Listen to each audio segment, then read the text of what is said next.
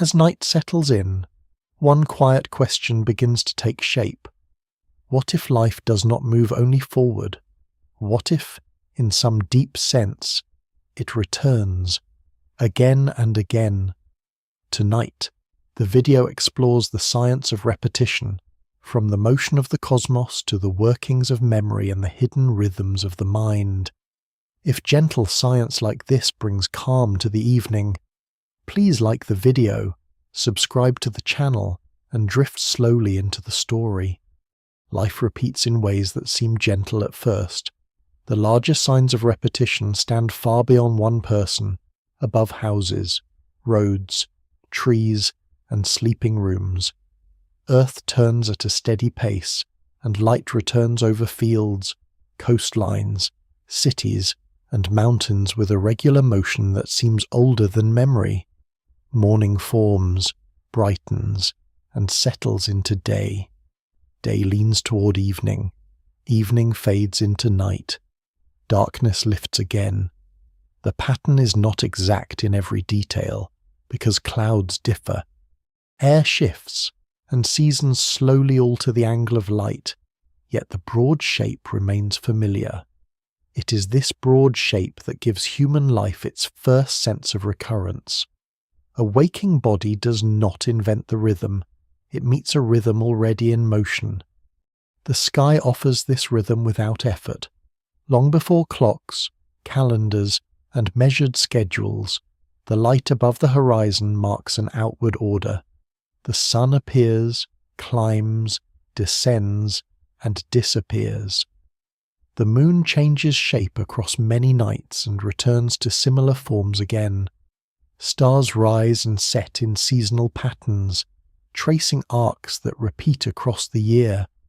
These motions do not suggest that a single life literally starts over from the beginning, but they create a world in which return is normal. Repetition belongs to the setting before it belongs to thought. The outer world teaches recurrence first through light, shadow, temperature, and visible motion. This steady turning of Earth explains the simplest of these returns. Earth rotates once in about 24 hours, bringing each region into sunlight and then away from it. This rotation produces the alternation of day and night. The process is mechanical in the plainest scientific sense. No intention shapes it. No memory is required. A rotating planet under a distant star creates a repeated environment, and living things grow under that repeated environment for immense spans of time. Human bodies carry the mark of this cycle. Sleep and waking tend to follow circadian rhythm, a biological timing system tuned mainly by light. Circadian rhythm means an internal pattern that runs close to a day. Light entering the eyes helps set this pattern, affecting hormones, alertness, body temperature, and the tendency to sleep. Even before a life feels repetitive in memory, the body is already moving with an outer cycle. This repeating sky also changes slowly within its own repetition. The sun does not rise in exactly the same place each day through the year. Earth travels around the sun, and its axis is tilted. Because of that tilt, the height of the sun at noon, the length of daylight, and the strength of seasonal warming all vary over the year. Winter shortens days in many regions. Summer lengthens them. Spring and autumn pass through balance. The cycle returns, but not as a perfect circle drawn in still air. It moves more like a wheel seen from within weather, with each turn carrying familiar structure and small difference at once. Repetition in nature is often like this. It is patterned, not identical. For living systems, this patterned return becomes a foundation. Plants open and close, grow and rest, flower and seed within cycles of light and season. Animals migrate, breed, molt, store food, or change activity with repeating conditions in the environment. Human societies, though highly shaped by culture and technology, still remain attached to the larger rhythm. Work begins in morning light, rest gathers at night. Agriculture follows season. Holidays cluster around solar and seasonal markers in many traditions. Even in a city's bright with artificial light, the body still registers day and darkness, and the mind still notices weather, dawn, and the timing of evenings. The outer repetition presses inward quietly. From this wide perspective, a repeated life first appears not as a strange impossibility, but as an extension of what nature already does. A person wakes, eats, travels, works, returns, sleeps, and wakes again. Each day resembles the last in outline, just as one sunrise resembles another. Yet science separates resemblance from exact recurrence. Earth does not return the same day over and over in a literal sense. Each rotation brings a new arrangement of clouds, wind, moisture, temperature, human action, and biological change. The planet carries forward. A repeated pattern exists inside ongoing change. This distinction matters. The outer sky suggests return, but it does not yet prove that an entire life could run again unchanged. Still, the emotional force of repetition begins here. The repeated sky reduces surprise. It allows anticipation. Bodies and brains learn from regularity because regularity makes prediction possible. Morning light usually means warming air. Evening dimness usually means rest approaches. Winter usually means certain plants fade and certain animals alter behavior. Prediction is one of the deepest practical functions of a nervous system. In a world without repeated structure, survival would be much harder. The repeated sky gives organisms a stable stage on which memory, expectation, and routine can develop. It is not merely scenery. It is part of the physical basis for patterned life. At the same time, the sky reveals the limit of ordinary repetition. No dawn is truly the same as another dawn, because the atmosphere is always moving. Air is fluid, carrying water droplets, dust, aerosols, heat, and pressure differences across vast distances. Clouds form, dissolve, and reform. Light scatters differently depending on the contents of air and the angle of the sun. A red sunrise, a pale sunrise, and a grey sunrise all belong to the same category, yet none is a copy. This is important for any scientific thought about life repeating forever. Nature often repeats in classes and rhythms rather than in exact duplicates. The world returns by pattern, not by strict replay. From the largest outward view, then, repetition is both real and limited. Earth turns, the sun appears, the moon cycles, the stars shift with season. Bodies sleep and wake under these rhythms. Life on the surface of the planet learns to expect return because return is built into the environment. But the repeated sky also shows that recurrence can coexist with difference. The great motions remain stable while details change endlessly. This outer layer of the topic holds the broadest truth first. Human beings live inside repeating frames long before they wonder whether an entire life could be lived again. The sky sets the oldest rhythm, and under that rhythm a person begins to feel that time comes back, even as it moves on. Beyond the turning of Earth, repetition grows wider and slower. The daily return of light belongs to local experience, but the deeper background of recurrence in nature extends into the solar system and far beyond it.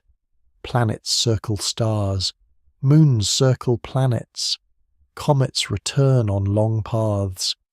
Constellations reappear with the seasons because Earth reaches similar parts of its orbit year after year. These larger motions give the impression that the universe itself is built from loops. The impression is understandable because many visible celestial processes are periodic, meaning they repeat at regular intervals. Yet astronomy also shows that repetition in the cosmos is structured by motion, gravity, and time, not by perfect restoration of the whole. The heavens repeat patterns with extraordinary precision while still moving through history. Earth goes around the Sun once each year. This orbital motion, combined with axial tilt, produces the annual cycle of seasons from the ground. The Sun seems to drift north and south over the year, rising and setting at changing points along the horizon. The cycle returns because the orbital path is stable across human timescales. The same is true for the Moon's phases. The Moon orbits Earth, and as the geometry between Sun, Earth, and Moon changes, the visible portion of the illuminated lunar surface changes in a repeated sequence. New moon, crescent, full moon, and the gradual fading that follows are not random appearances. They are consequences of orbital relationships. A repeating life begins to feel imaginable when set against such reliable returns. The night sky seems to remember where it has been. This apparent memory, however, belongs to law rather than intention. Gravity shapes motion. According to modern physics, large bodies move through space and influence one another through gravitation, the attraction between masses. Orbits emerge when forward motion and inward pull balance in a lasting way. A planet does not choose to come back. It follows a path determined by initial conditions and ongoing forces. In many cases, these paths are regular enough that future positions can be predicted with remarkable accuracy. Astronomers can calculate eclipses far ahead in time. They can identify the return periods of many comets. They can estimate when a planet will appear in a certain part of the sky. This predictive success gives cosmic repetition a firm scientific basis. It is not poetic resemblance alone. It is measurable recurrence. Some returns are short enough to be felt within a human life. The Moon's phase cycle lasts about a month. Earth's year lasts one orbit. Mars comes to similar positions in the sky over a longer cycle connected to the relative motion of Earth and Mars. Other returns stretch beyond a single lifetime. Certain comets, such as Halley's Comet, return after many decades. Their paths are elongated, carrying them far from the Sun and then drawing them inward again. When such a comet reappears, people often speak of its return as though the same visitor has crossed the sky once more. In one sense, that is correct. The comet is the same object. In another sense, it has changed. Solar heating removes material from its surface. Dust and gas stream away. Gravity from planets can slightly alter its path. Even in astronomy, return does not mean complete sameness. The stars also seem to repeat, especially when viewed over a single year. Winter brings one set of constellations into evening view, summer another. Ancient observers use these patterns for navigation, agriculture, and seasonal timing. Yet the starry repetition hides motion on larger scales. Earth's axis slowly wobbles in a process called precession, meaning the direction in which the axis points changes gradually over thousands of years. Because of this, the position of stars relative to seasons changes over long stretches of time. Stars themselves also move through the galaxy. Their motion is usually too slow to notice in ordinary life, but over long intervals the shapes of constellations alter. What seems permanent from one generation to the next is not permanent on the scale of deep time. Cosmic recurrence is strongest when observed within bounded timescales. Beyond those bounds, change accumulates. This is one of the central scientific lessons of the sky. Repetition depends on scale. At one scale, the heavens are orderly enough to act like a clock. At another, they evolve. A sunrise repeats daily, but the length of the day changes slightly over the year. A constellation returns each season, but not in exactly the same long-term setting over many millennia. A comet comes back, but not untouched. Planetary orbits remain stable for very long periods. Yet gravitational interactions among many bodies can introduce slow shifts, resonances, and in some cases chaos. A word used in science for extreme sensitivity to initial conditions. Chaos does not mean pure randomness. It means that tiny differences can grow, making long-term prediction difficult even when the system follows physical laws. Thus, the repeating sky contains both regularity and instability. The broader universe deepens this tension. Stars are born, age, and die. Galaxies rotate, interact, and merge. The universe expands. On the largest known scale, cosmology does not currently show evidence that the entire universe repeats in a simple cycle that restores every past state. Some speculative models have considered cyclic universes, where expansion might be followed by contraction or by renewed phases. But present observations strongly support an expanding universe with a hot early beginning. Measurements of cosmic background radiation, galaxy distribution, and expansion rates support that general picture. It remains uncertain whether the universe as a whole has any form of grand repetition beyond the observed expansion history. Scientific caution matters here. Large-scale recurrence is a serious question, but not a settled fact. Even without a repeating universe, astronomy makes clear why repetition feels natural to the human mind. A person lives under layered cycles: day, month, year, lunar phases, tidal rhythms, seasonal skies. The world above is full of returns that are lawful, visible, and older than any culture. These returns teach expectation. They encourage calendars and stories. They allow human beings to imagine time not only as a line, but also as a wheel. Yet astronomy also marks a boundary. Celestial motions return because systems evolve through repeated paths, not because the entire cosmos rewinds and starts again from the beginning. That distinction slowly sharpens the main idea. A repeating life may sound similar to an orbit, but an orbit is not a full restoration of history. It is repeated structure within ongoing time. In this outer cosmic region, the idea of life repeating forever finds both support and resistance. Support comes from the orderly motions of celestial bodies, which show that nature often produces recurrence without mystery. Resistance comes from the fact that these recurrences are limited, conditional, and embedded in larger change. The sky does not present a perfect replay machine. It presents lawful cycles inside an evolving universe. That is enough to make repetition scientifically meaningful, but not enough to make an identical life inevitable.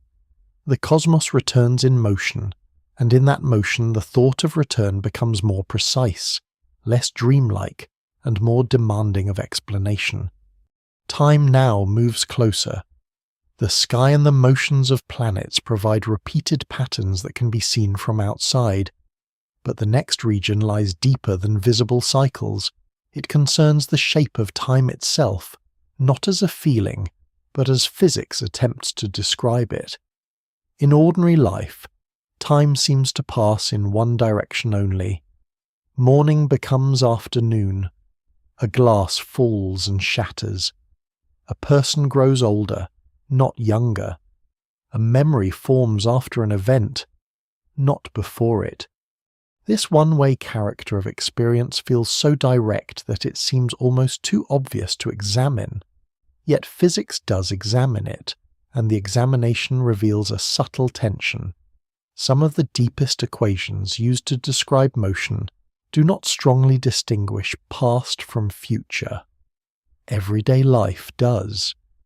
The contrast between those two facts creates one of the most important boundaries in the science of repetition. In modern physics, time is treated as part of the structure in which events occur.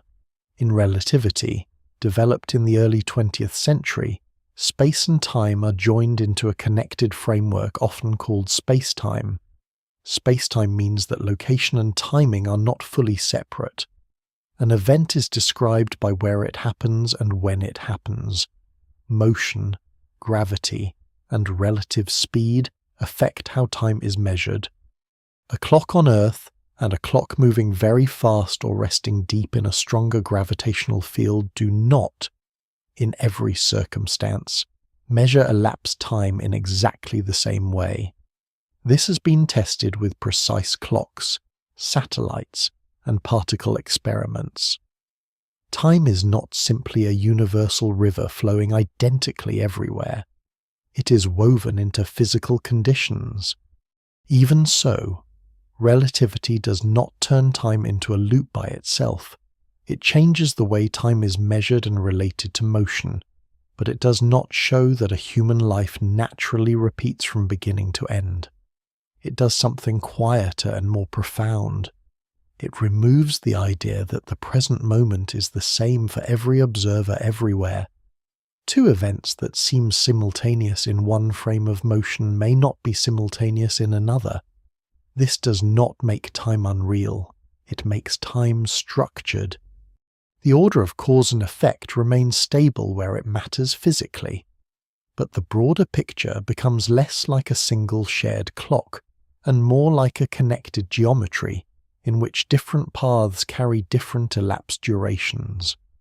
This deeper structure sometimes encourages the image that all moments simply exist together, laid out in space-time as locations are laid out on a map. That image can be useful, but it must be handled carefully. Physics describes relations among events and the measurements observers make. Human experience still unfolds locally. A person does not live all moments at once. A person occupies one bodily state after another, with physical processes in the brain and body changing continuously. Even if space-time is described as a four-dimensional structure, lived awareness still has sequence. Breathing, seeing, remembering, and moving all depend on ordered processes. The scientific description does not erase succession. It places succession inside a larger framework. Classical mechanics, the older physics of moving objects, often allows equations that work similarly whether time is counted forward or backward. If the direction of time is reversed in an idealized description of colliding bodies, the equations may still remain valid. A film of two smooth billiard balls colliding can appear physically plausible when played in reverse. This reversibility means that the basic laws at that level do not always prefer one temporal direction. The same general feature appears in parts of other physical theories as well. Many equations permit both directions mathematically. This is one reason physicists must distinguish between the laws themselves and the behavior of large systems made from enormous numbers of particles. The laws may allow reversal, while ordinary events do not seem to reverse. This distinction matters deeply for the thought of a repeated life. If the basic rules of motion do not always forbid time reversal, then simple intuition alone cannot settle what is physically possible. Yet the permission granted by equations is limited. Reversing time in mathematics is not the same as having the universe rewind in practice. A reversed equation does not gather spilled water back into a glass, or return spoken words from air into lungs and throat. Those familiar impossibilities belong to the collective behavior of many interacting parts. At the level of everyday life, time has direction because physical processes build records. Light reflects from faces and walls. Sound moves outward. Heat spreads. Brains change with experience. The world keeps traces. The shape of time in science is therefore not a simple line and not a simple circle. It is a framework in which intervals can differ between observers, where causal order remains crucial, and where some underlying descriptions are more symmetric than lived events appear to be. This layered picture helps explain why repetition is so difficult to define. A day repeats in a practical sense because Earth rotates back to a similar orientation. An orbit repeats because motion under gravity returns a body to a similar position. But a life is not merely a position in space. It is a sequence of physical states, each linked to countless other states in the body and environment. To say that a life repeats forever is to make a claim not only about motion, but about the arrangement of matter, memory, causation, and change across time. Physics also places limits on any easy idea of returning to an earlier moment, because precedes effect in every confirmed ordinary process. A later brain state depends on earlier sensory input and internal activity. A plant's growth depends on earlier light, water, and chemistry. A scar depends on an earlier wound. These relations give time order within nature as it is observed. Science does contain solutions to equations that raise unusual possibilities, including strange geometries in which paths through space-time could curve back in ways that challenge ordinary sequence. These are serious mathematical results in general relativity, but they do not amount to evidence that human lives actually loop in the world of experience. Many such cases involve extreme conditions or unresolved physical constraints. It remains uncertain whether nature permits anything like a true closed time loop in reality. For the present region of the topic, the most careful conclusion remains modest. Physics does not treat time as a simple personal sensation. It gives time structure, measurement, and relation to motion and gravity. Some equations look reversible, which means the underlying rules do not always declare an obvious arrow from past to future. Yet lived reality still presents ordered sequence, stable causation, and the accumulation of change. A repeated life cannot be inferred merely from the fact that time is part of space-time or that some laws are mathematically symmetric. Those ideas refine the question, but they do not answer it. They show instead that the shape of time is richer than common intuition suggests, and that any claim about life repeating forever must pass through this richer structure before it can hope to become science. The next inward region is where time gains its familiar direction. The outer sky can repeat its motions, and the deeper framework of physics can describe time in ways that do not always strongly distinguish forward from backward. But ordinary life still moves one way. Milk mixes into tea and does not separate on its own. Warm stone cools in night air and does not spontaneously grow hotter than its surroundings. A body ages through countless small changes and does not drift back toward infancy. The scientific idea most closely tied to this one-way character is entropy. Entropy is a measure related to the number of possible microscopic arrangements that correspond to a larger visible state. In simpler language, it helps describe why mixed, spread out, and disordered conditions are usually far more common than neat, tightly arranged ones. This idea belongs to thermodynamics, the science of heat, energy, work, and large collections of particles. A gas in a box provides a plain example. If all the gas begins crowded in one corner and then is allowed to move freely, it spreads through the box. The spread state is not mysterious. It is overwhelmingly likely because there are vastly more ways for particles to be distributed throughout the whole box than to remain gathered in one small region. The particles still obey the same laws of motion at every step. Nothing in the basic collisions has to prefer disorder in any human sense. Yet when immense numbers of particles interact, the total system almost always moves toward more probable large-scale states. Entropy captures this tendency.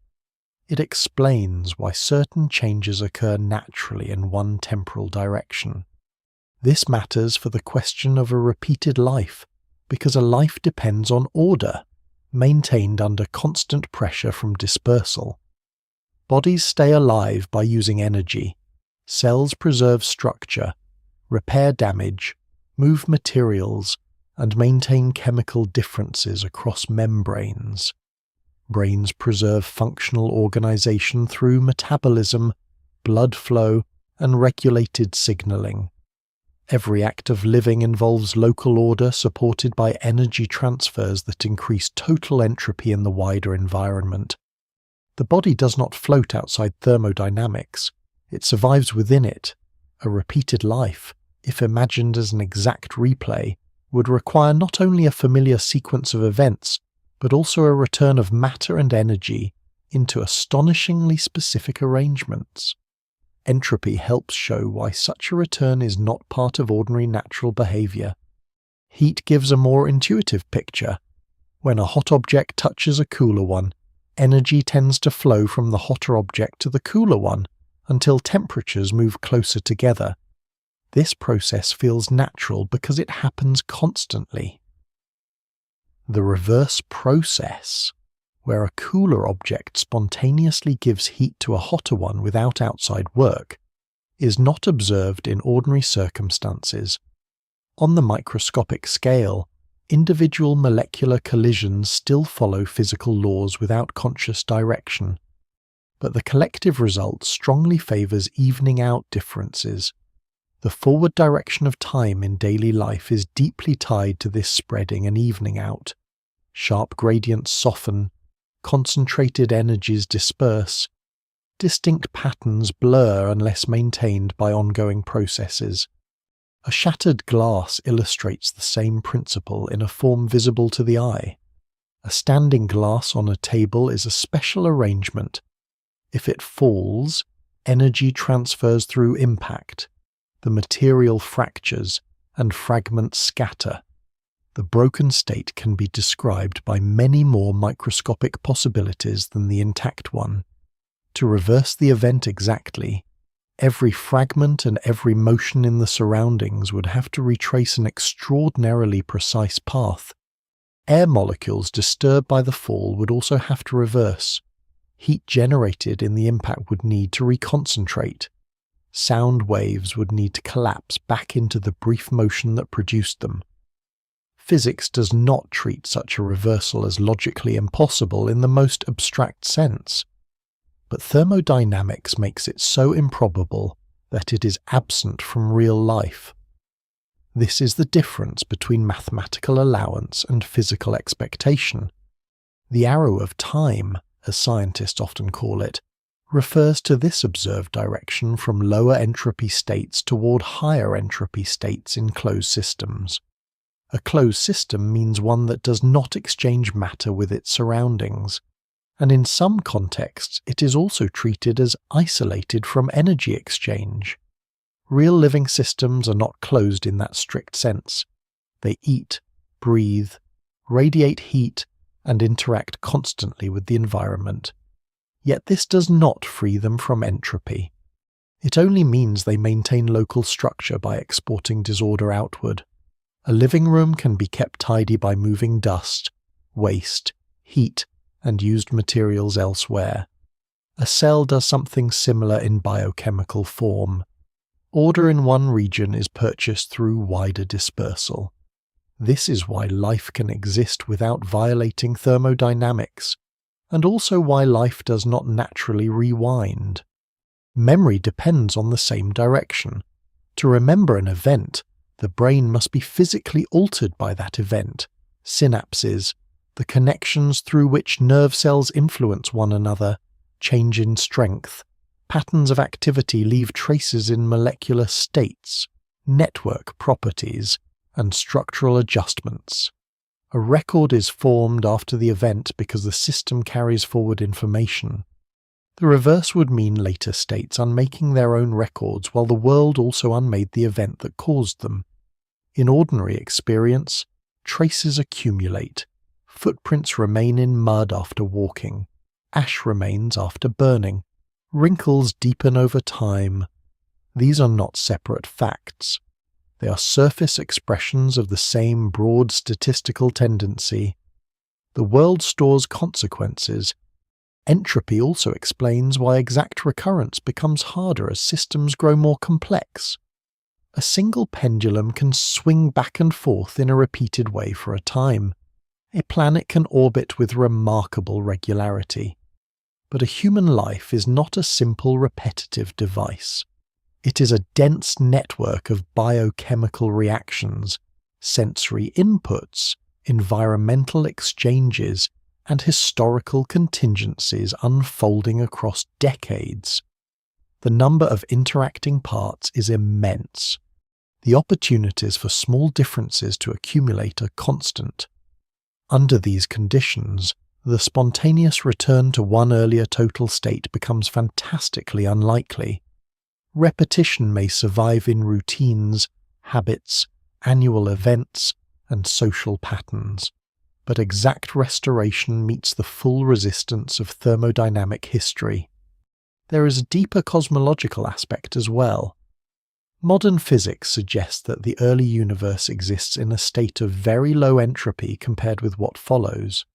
This low entropy beginning provides the broad background for the arrow of time seen in stars, planets, weather, chemistry, and life. It remains an open question why the early universe has this special condition. Observations describe it. The deeper reason for it is still an area of active thought in physics and cosmology. That uncertainty matters, but it does not weaken the central point here. The ordinary direction of time on Earth is not an illusion created only by human psychology. It is linked to the statistical behavior of matter under specific cosmic conditions. For the science of a life repeating forever, entropy becomes a firm inward boundary. The outer world can cycle, and the equations of motion can show elegant symmetries. But the lived world of broken things, fading heat, bodily aging, and physical memory moves through accumulating change. Exact replay is not what large systems naturally do.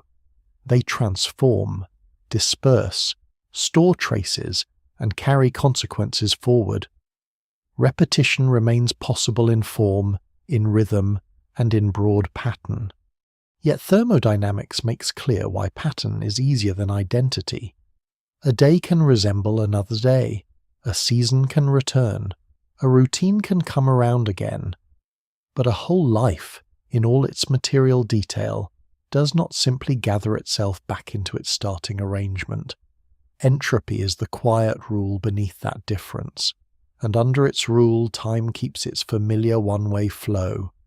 The next inward region lies inside an ideal world imagined by physics. Everyday life is noisy, open, and crowded with exchange. Air carries heat away. Light arrives from the sun. Bodies breathe, burn fuel, and shed warmth. Under such conditions, exact return is hard to picture. But physics often makes progress by simplifying. It asks what happens in a closed world, a system sealed from outside interference, where matter and energy evolve only according to internal rules. In such a world, repetition can be considered with greater precision. The question becomes narrower and more exact. If nothing from outside enters or leaves, and if the system has finite energy and finite extent, can it ever come back arbitrarily close to a former state? In classical physics, which describes many large-scale motions without using quantum theory, the answer is surprising. Under certain conditions, mathematics suggests that a closed system can indeed return very near its starting arrangement after a sufficiently long time. This idea is known as recurrence. More precisely, a famous result in statistical mechanics, often called Poincare recurrence, states that some bounded systems will, after enough time, pass again through states as close as desired to earlier ones. Bounded means the system remains confined within limits rather than expanding without end. The result does not say that recurrence will happen quickly. It does not say the return will be exact in every case. It says that, given enough time and the right kind of system, near return is a consequence of the mathematics. This result can sound at first like a scientific path toward living the same life again, yet the actual meaning is much narrower. Recurrence in classical physics belongs to the geometry of motion in an abstract space of possibilities. A system has many variables, positions, speeds, and other quantities describing its complete state. As the system evolves, its state traces a path through this space, if the allowed region is finite in the relevant sense, and if the motion preserves certain properties. The path cannot simply wander forever into entirely new territory without revisiting old neighborhoods. Sooner or later, it comes back near where it has been. The idea is elegant, but it applies most cleanly to highly idealized systems. It does not immediately transfer to real organisms in the open environment of Earth. A simple image helps. Imagine a frictionless box containing a number of perfectly elastic particles, meaning particles that collide without losing usable mechanical energy. If the box is closed and the motion continues indefinitely, the detailed arrangement of those particles changes from moment to moment, over vast intervals. Mathematics says the arrangement may come back very close to an earlier one, not because the particles remember, not because time turns around, simply because the system explores a limited set of possibilities under lawful motion. In that sense, return is not mysterious. It is a feature of bounded dynamics. Yet even in this imagined box, the recurrence time, the time required for a near return, can be enormous beyond ordinary comprehension. That scale is one of the first reasons recurrence does not easily become a human story. For systems with many parts, recurrence times can grow so large that they vastly exceed the age of stars, galaxies, and perhaps any practical physical structure available for the system to remain unchanged. A handful of particles may recur on one kind of timescale. A gas with astronomical numbers of particles requires a duration so immense that the concept stops resembling ordinary physical expectation. A human body contains a vast number of atoms, and a human life includes not just a body, but an environment full of interacting matter, light, and biological history. To ask for recurrence of an entire life means asking for the near return of a system whose relevant variables are unimaginably numerous. Classical recurrence does not forbid near return in the abstract. It makes clear how unreachable it becomes in practice. There is also a second limit. The theorem concerns returns to states that are arbitrarily close, not necessarily identical in every detail. A near return might be enough for some mathematical purposes, but it raises sharp questions for consciousness, memory, and identity. If a system comes back almost to a previous state, is that the same life again, or only a close approximation? The problem becomes more delicate when the system includes a brain. Very small physical differences in neural activity can, over time, lead to different experiences and memories. A near return at one moment does not guarantee the same unfolding afterward, unless the entire relevant environment also matches closely enough.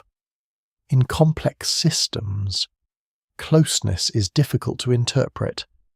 The mathematics provides recurrence of states, but it does not automatically provide recurrence of lived meaning.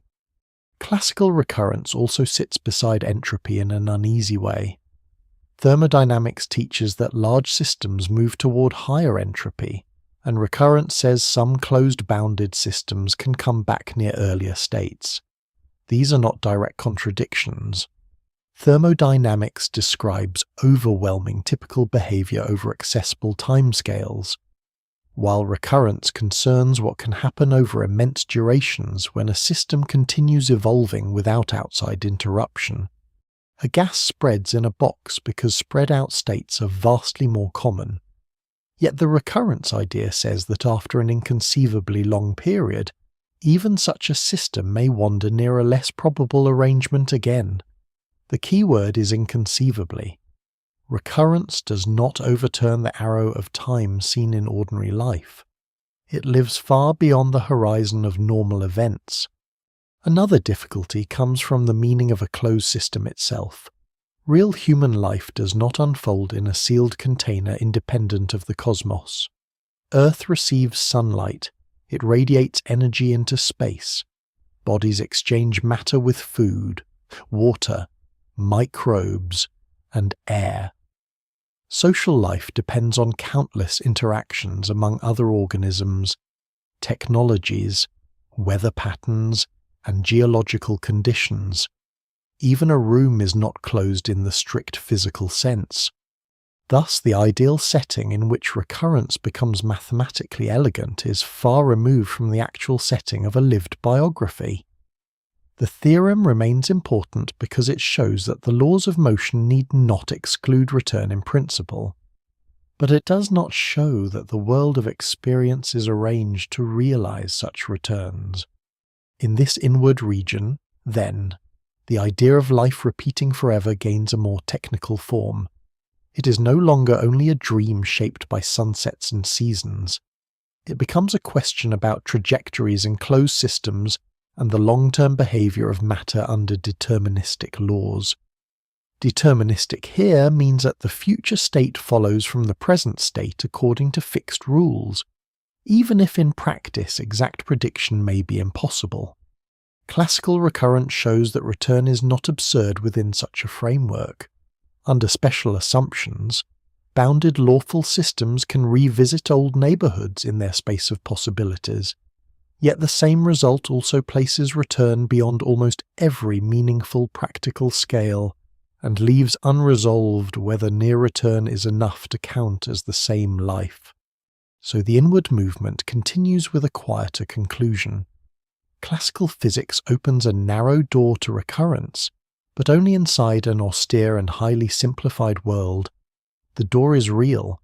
It shows that law-governed motion can circle back without magic. Still, the passage beyond it leads not to an ordinary human loop, but to immense times, ideal boundaries, and a kind of return so delicate that identity itself becomes uncertain. The closed worlds of physics allow recurrence to be spoken precisely.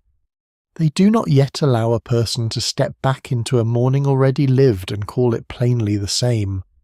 The next inward region draws closer to the substance of things. Instead of whole systems moving through abstract spaces, attention settles on matter itself, on atoms and molecules, and on how many ways they can be arranged. Every object, from a grain of sand to a human body, is built from a finite set of particles. These particles can combine, separate, vibrate, rotate, and interact in countless configurations. The number of possible arrangements is vast, yet it is not without limit when constrained by energy, volume, and physical law. This simple fact, that matter admits only certain configurations under given conditions, forms the basis for another way to think about repetition. If the number of possible states is finite, then in principle, over enough time or across enough regions, arrangements might recur. Atoms are the basic units of chemical elements.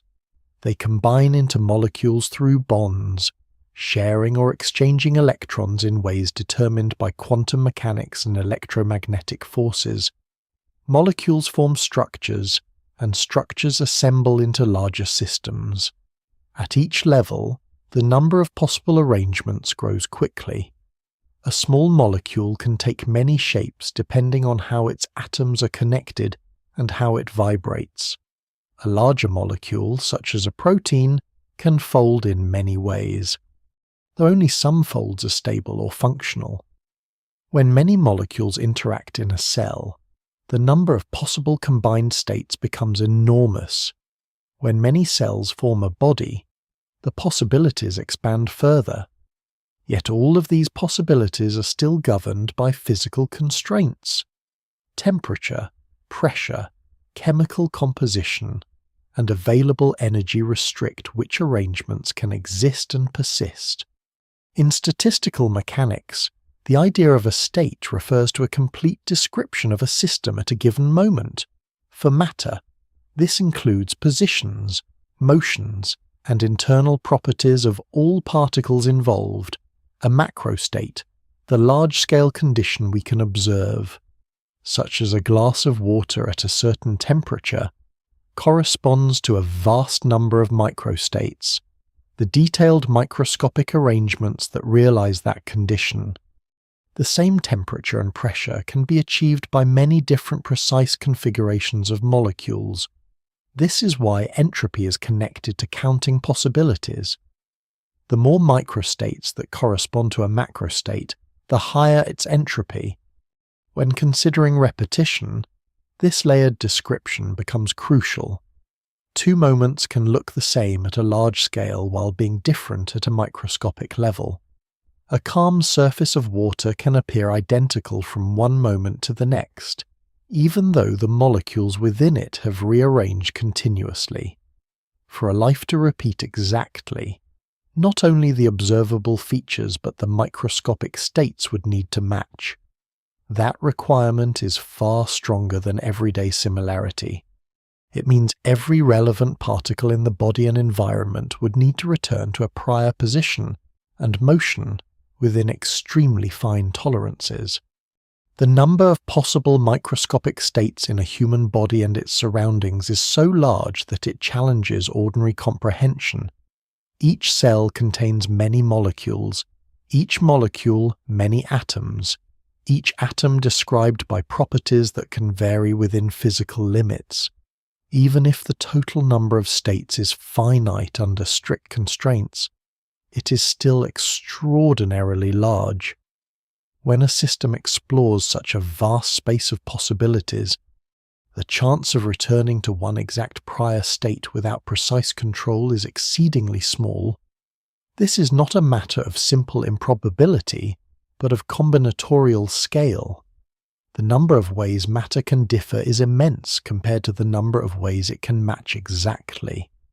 Yet the finiteness of possibilities does introduce an important conceptual point. If a system is limited in energy and volume, and if its possible states are countable within those limits, then repetition becomes a logical possibility over sufficiently long durations. This idea connects to recurrence discussed earlier, but now grounded in the discrete or quantized nature of matter at small scales. Quantum theory indicates that certain properties, such as energy levels in atoms, take on discrete values rather than a continuous range. This discreteness suggests that, under strict conditions, the total number of distinct configurations may be limited. However, the limit is so large that for all practical purposes the system behaves as if it can explore endlessly without repeating. Another way to view this is to consider the observable universe as a collection of regions, each containing matter arranged in some configuration. If the number of possible configurations within a region is finite, and if the universe is sufficiently large or extends far enough, then identical or nearly identical regions might exist somewhere. This idea appears in some cosmological discussions. It does not imply that a specific life repeats in sequence for one observer. It suggests that similar patterns might occur in different places. Whether such duplication actually occurs depends on details of cosmology that remain under study. Observations indicate a vast universe, but the exact global structure and extent are not fully known.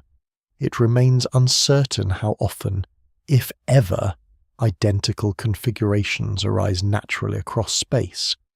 Returning to a single life, the material perspective emphasizes how tightly identity is bound to arrangement.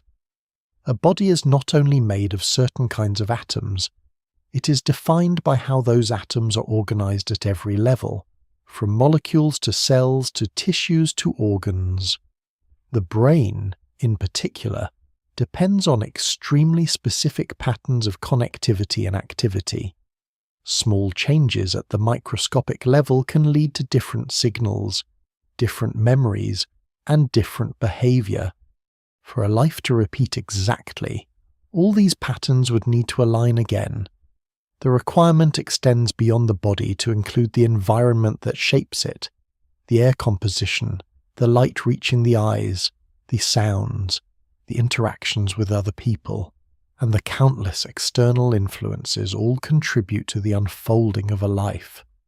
The material view therefore sharpens the meaning of repetition.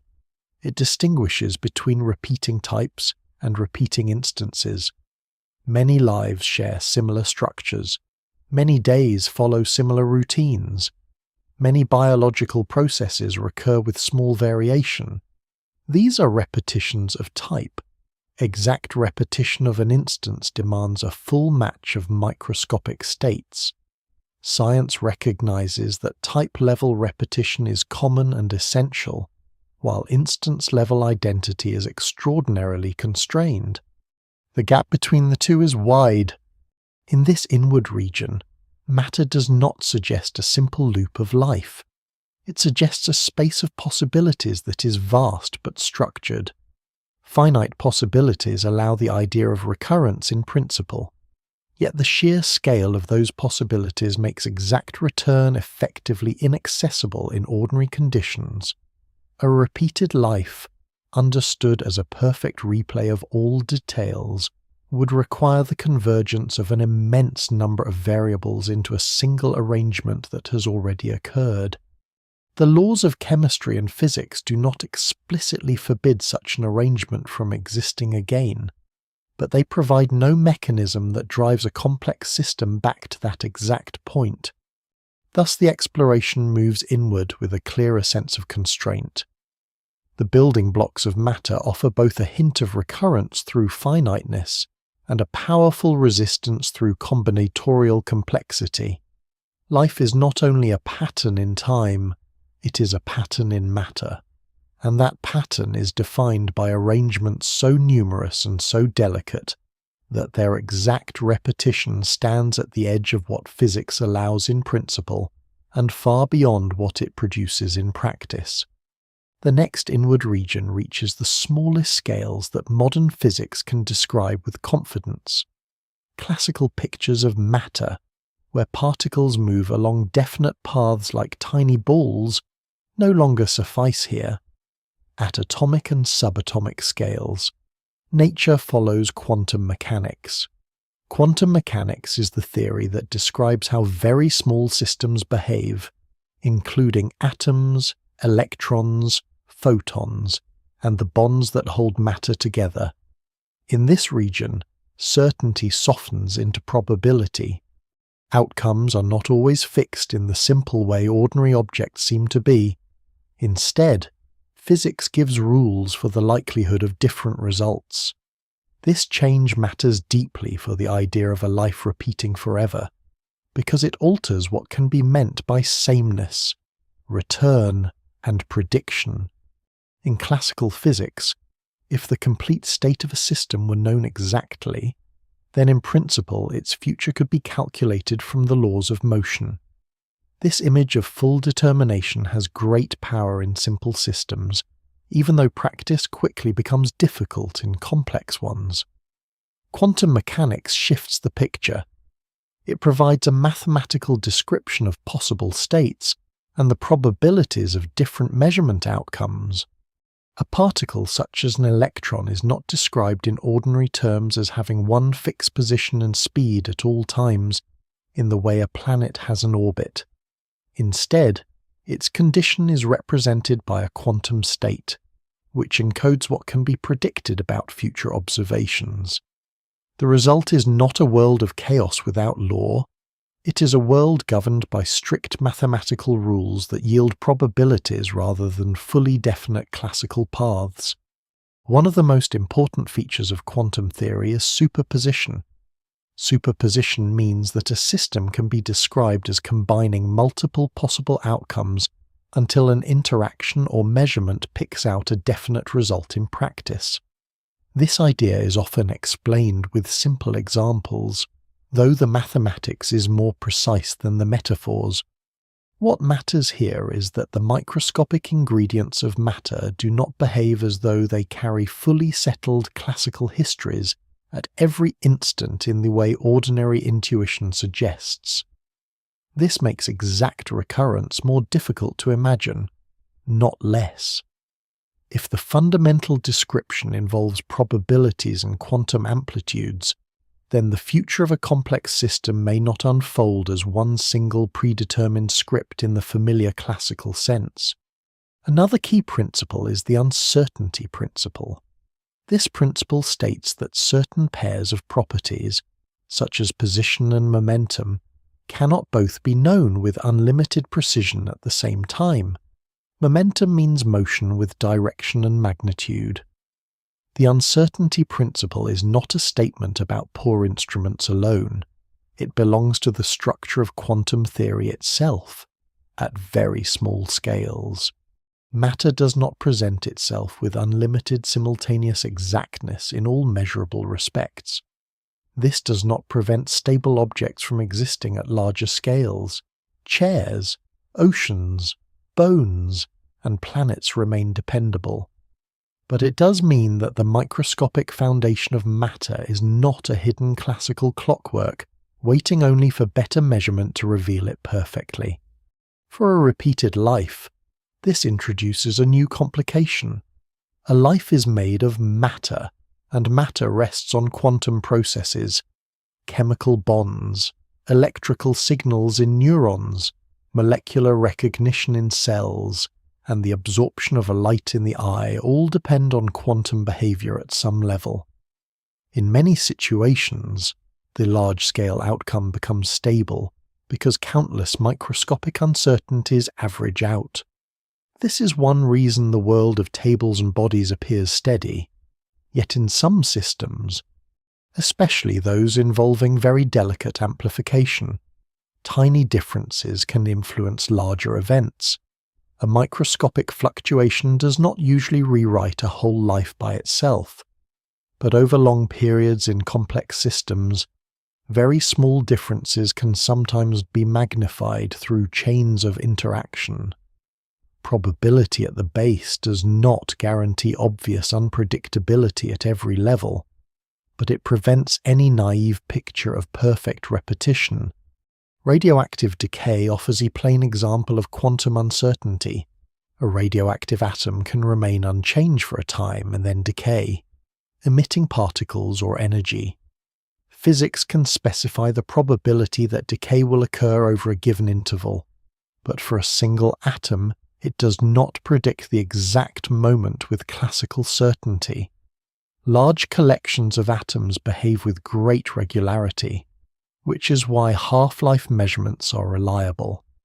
A half-life is the time over which half of a large sample is expected to decay, but the exact timing for an individual atom remains probabilistic.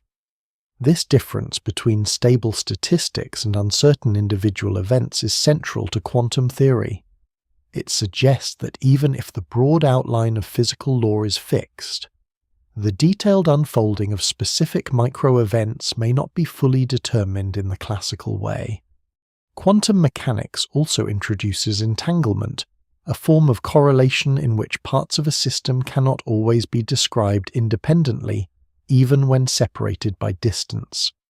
Entangled systems show linked outcomes that classical pictures do not capture well. These effects are confirmed experimentally and form part of modern technologies such as certain kinds of precision measurement and quantum information research. For the present topic, entanglement matters mainly because it deepens the relational nature of matter. The smallest parts of reality are not always neatly separable little objects carrying independent histories. They can belong to shared states whose properties are only fully described together. This further complicates any attempt to imagine an exact rewind of a life, as though every constituent part were a tiny classical bead returning to a former place. At the same time, the visible world does not behave like a blur of unresolved quantum possibilities. Large objects appear definite because of processes often discussed under the term decoherence. Decoherence refers to the rapid loss of fragile quantum coherence when a system interacts with its environment. In simpler terms, the environment constantly monitors and entangles with small systems, washing out the delicate interference patterns that would otherwise remain. This is why quantum strangeness is easiest to observe in carefully controlled experiments, and much harder to see directly in ordinary warm, noisy surroundings. A brain, a body, or a room is not isolated enough to preserve large-scale quantum superpositions in the way popular imagination sometimes suggests. The macroscopic world becomes effectively classical in many respects because of relentless environmental interaction. This means a repeated life cannot be rescued by vague appeal to quantum mystery. Quantum mechanics does not simply open a hidden gate through which exact return becomes easy. It does the opposite. It reveals that the microscopic foundation of matter is probabilistic, relational, and sensitive to interaction. The large-scale stability of the world emerges from this foundation, but exact duplication of a complex evolving system becomes even more delicate under such conditions. A life would need not only the same visible events, but the same relevant quantum histories where those histories matter for chemical and neural processes. Science does not currently provide evidence that such total recurrence occurs for persons. Quantum theory allows repeated kinds of process and repeated statistical patterns, yet it does not imply that a biography will be played again in perfect detail. Interpretations of quantum mechanics add another layer of caution.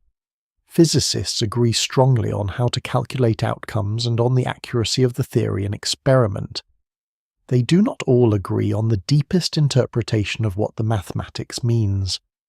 Some interpretations emphasize collapse in measurement. Others emphasize branching descriptions or hidden variables under specific constraints. These are serious conceptual differences, but none gives firm empirical support to the claim that one human life literally repeats forever in the same experience sequence. It remains uncertain which interpretation, if any, provides the most complete underlying picture. What is not uncertain is the success of the theory in describing the small-scale structure of matter. So this inward region leaves the idea of recurrence in a more refined and more difficult place. At the smallest known scales, matter does not behave like a simple deterministic machine. It behaves according to probabilities, constraints on knowledge, delicate correlations, and continual interaction with the environment. These features do not destroy regularity. The world still holds atoms, chemistry, memory, and bodily continuity, but they do weaken any simple dream of exact replay. Quantum physics allows repetition in law, stability in statistics, and recurring forms of structure. It does not offer the same comfort for identical lives returning unchanged. The smaller the scale becomes, the more the texture of reality departs from ordinary certainty, and the more a repeated life recedes from simple physical expectation. The next inward region leaves the smallest scales of matter and enters the organized living system that carries a human life from moment to moment. A brain is not a still object that simply contains a self in the way a box contains a stone. It is an active organ made of living cells, chemical gradients, electrical signals, flowing blood, and constant metabolic maintenance. To understand what it would mean for a life to repeat forever, science must now consider the brain as process. Process means an ongoing pattern of activity rather than a fixed thing that remains unchanged. The distinction matters because a life is not stored only in tissue shape. It is enacted continuously through the operation of that tissue over time. The human brain contains many billions of nerve cells called neurons, along with a larger population of supporting cells called glia. Neurons communicate through electrical impulses and chemical transmission at synapses, the specialized junctions where one cell influences another. Glia help maintain chemical balance, support energy supply, regulate signaling conditions, and contribute to the health and plasticity of the nervous system. Plasticity means the ability of the brain to change its structure and function in response to activity, experience, injury, or learning. This capacity for change is not a rare addition to brain function. It is one of its central features. The brain remains itself by changing. At any moment, patterns of activity move across sensory areas, motor regions, memory networks, emotional circuits, and systems involved in attention and bodily regulation. Signals arrive from the eyes, ears, skin, muscles, internal organs, and chemical receptors in the blood. Other signals arise within the brain as earlier activity influences later activity. Hormones alter responsiveness. Sleep pressure builds. Blood vessels adjust. Neurotransmitters, the chemical messengers used by neurons, are released, cleared, recycled, or broken down. Even at rest, the brain is not silent. It continues to generate organized activity, shifting among networks that help maintain awareness, orientation, expectation, and internal simulation. A person is therefore not only a body with brain. A person is a body whose brain is continually doing. This has immediate consequences for the idea of exact repetition. If a life were to repeat in the stronger sense, it would not be enough for the brain merely to have the same general anatomy. The same patterns of firing would need to occur, the same synaptic strengths would need to exist, the same chemical states would need to be present, and the same bodily inputs would need to reach the nervous system at the same times.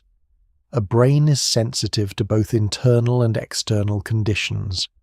Blood glucose, body temperature, inflammation, stress hormones, fatigue, and sensory context all influence neural processing, the state of the heart, lungs, immune system, and gut also matters. The brain is deeply integrated with the rest of the body. A repeated life would therefore require the repeated operation of an entire embodied system, not an isolated organ. Modern neuroscience increasingly treats the brain as predictive and dynamic rather than passive and reactive. Incoming sensory signals do not arrive in a blank chamber waiting for simple registration. The brain continuously compares present input with internal models shaped by past experience. It estimates what is likely happening in the world and in the body, then updates those estimates as new information arrives. This predictive style of processing helps explain how perception remains stable despite noise, delay, and incomplete data. It also means that present experience depends on prior state. What a person sees, notices, fears, expects, and remembers at one moment is partly determined by the brain's already active patterns. A life unfolds through this ongoing interaction between input and expectation. Because the brain is process, identity cannot be reduced to static material alone. A preserved brain with no activity is not equivalent to a living mind in operation. Conversely, the living mind does not float free from matter. It depends on matter arranged and functioning in highly specific ways. This middle position is important. A life is neither an immaterial script untouched by biology, nor a mere lump of tissue without history. It is a temporally extended pattern sustained by biological work. Cells consume energy to maintain voltage differences across membranes. These voltage differences allow impulses to travel. Synapses alter their strength with use. Proteins are made and degraded. Cellular structures are repaired. Waste products are cleared during wakefulness and sleep. The persistence of mind depends on maintenance at many levels. Neuroscience also shows that stability and variation coexist in the brain. Certain broad features remain recognizable over years. Language abilities, motor habits, personal style, and characteristic emotional tendencies can persist. Yet the exact neural activity underlying any given day is never simply the same as before. The brain ages, connections strengthen or weaken, hormonal states change with season, stress, illness, and stage of life. Sleep modifies network properties. Learning reshapes responses. Even recalling an event can alter the memory trace associated with that event. Thus, continuity of self is achieved not by freezing the nervous system, but by allowing organized change within limits. The brain remains a recognizable process because it is constrained, not because it is fixed. From this perspective, the phrase repeating life becomes more demanding. It cannot mean only that the same outward events happen again. If the same school, street, room, and faces appear, but the brain processes them differently, then the lived life is not the same in full. Experience depends on neural state. The same words spoken to a rested person and to an exhausted person can produce different meanings and emotions. The same landscape viewed in grief and in calm does not become the same experience merely because the visual scene matches. Repetition at the level of environment is therefore not enough. A life includes the way the brain meets the environment through changing bodily and neural conditions. There is also no single central place in the brain where the whole self sits complete.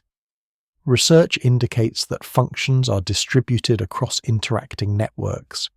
Vision, language, memory, attention, emotion, body mapping, and decision-making involve overlapping systems.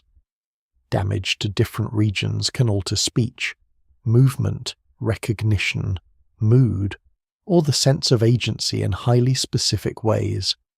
Agency refers to the feeling of initiating and controlling action.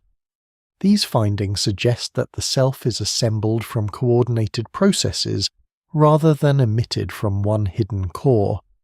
A repeated life would therefore require coordinated recurrence across many networks at once, as well as in the body and surroundings that shape them.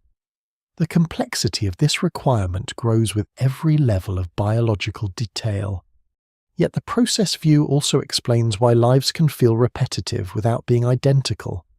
Daily habits recruit similar circuits. Learned routines reduce the need for deliberate control. Familiar places trigger familiar neural patterns.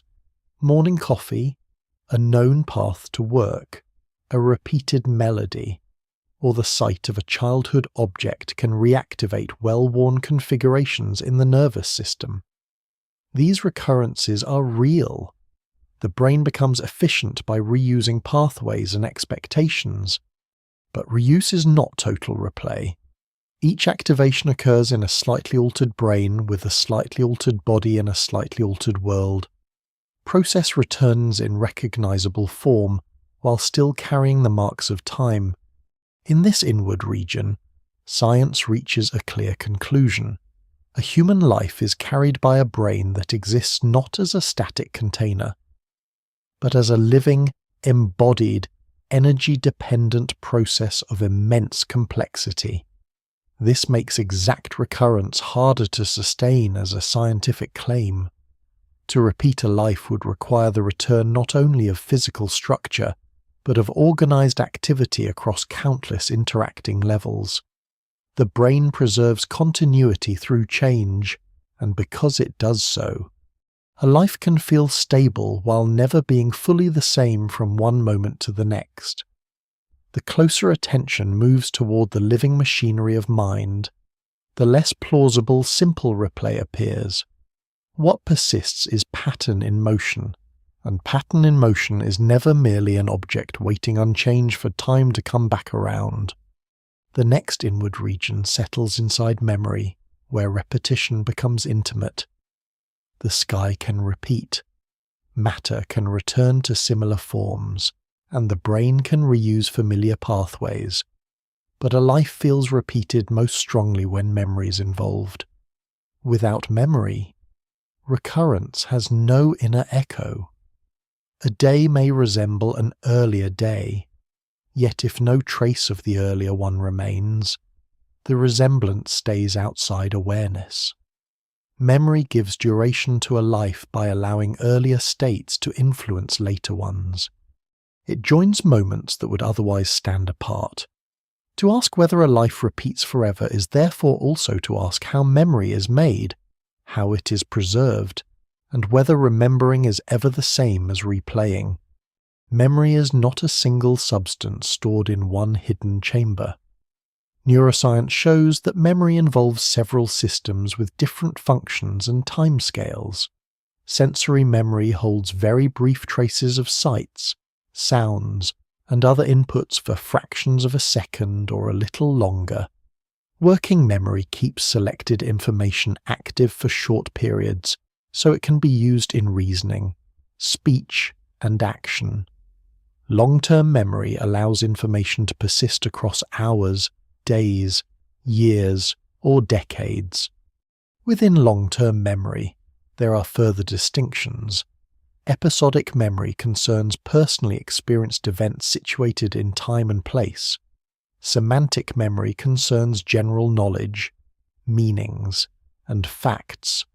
Procedural memory supports skills and habits, such as typing, walking, or playing an instrument. These forms interact, but they are not identical.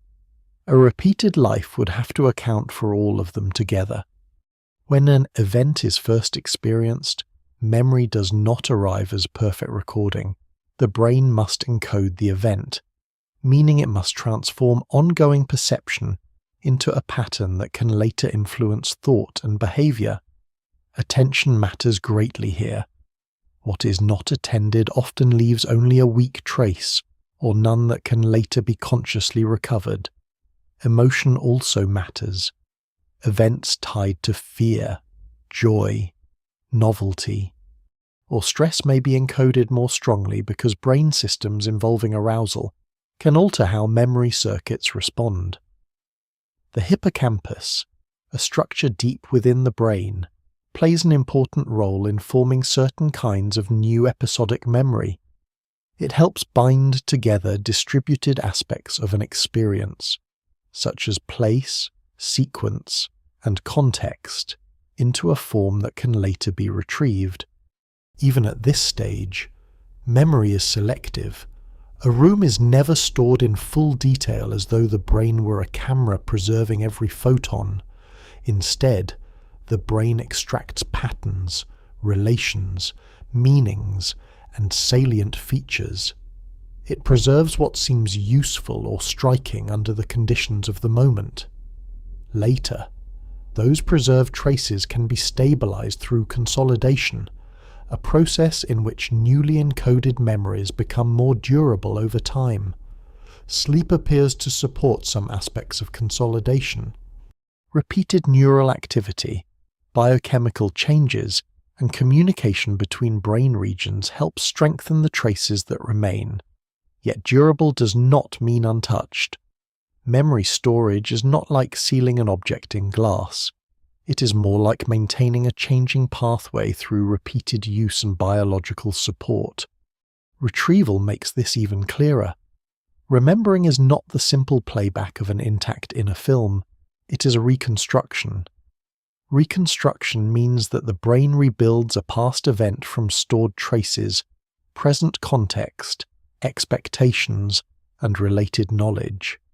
This is why memory can be vivid yet incomplete, confident yet mistaken.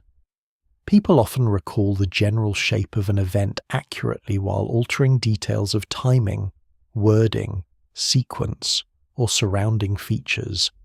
Laboratory research shows that suggestion, repeated retelling, emotional framing, and later information can influence what is remembered. This does not make memory useless. It makes memory adaptive. An organism benefits from extracting patterns and significance more than from preserving a perfect archive of every moment.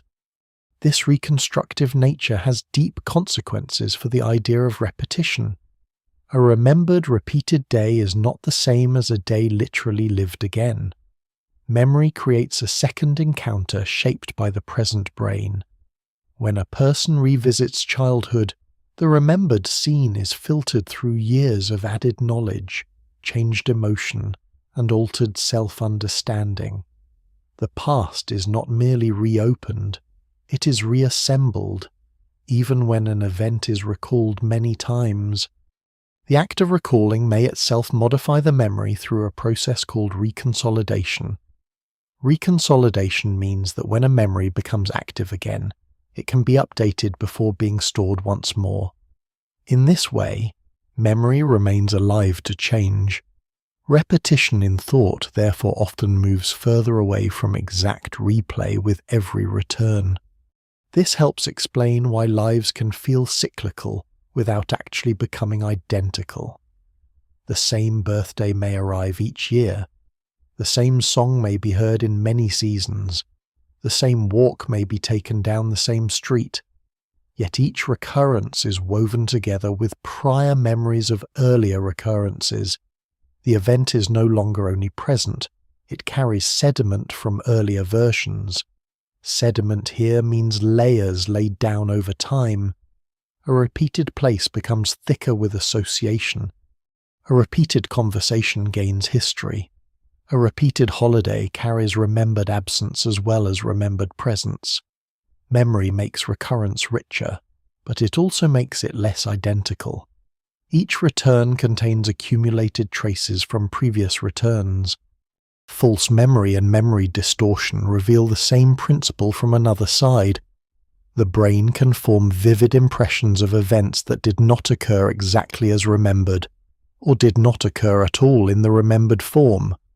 These errors arise not because memory is broken in a simple sense, but because it is constructive. It draws on fragments, inferences, emotional tone, and familiar patterns. From the point of view of survival and practical action, this can often be sufficient or even useful. From the point of view of exact repetition, it is a strong warning. The inner sense that something has happened before is not by itself evidence of literal recurrence.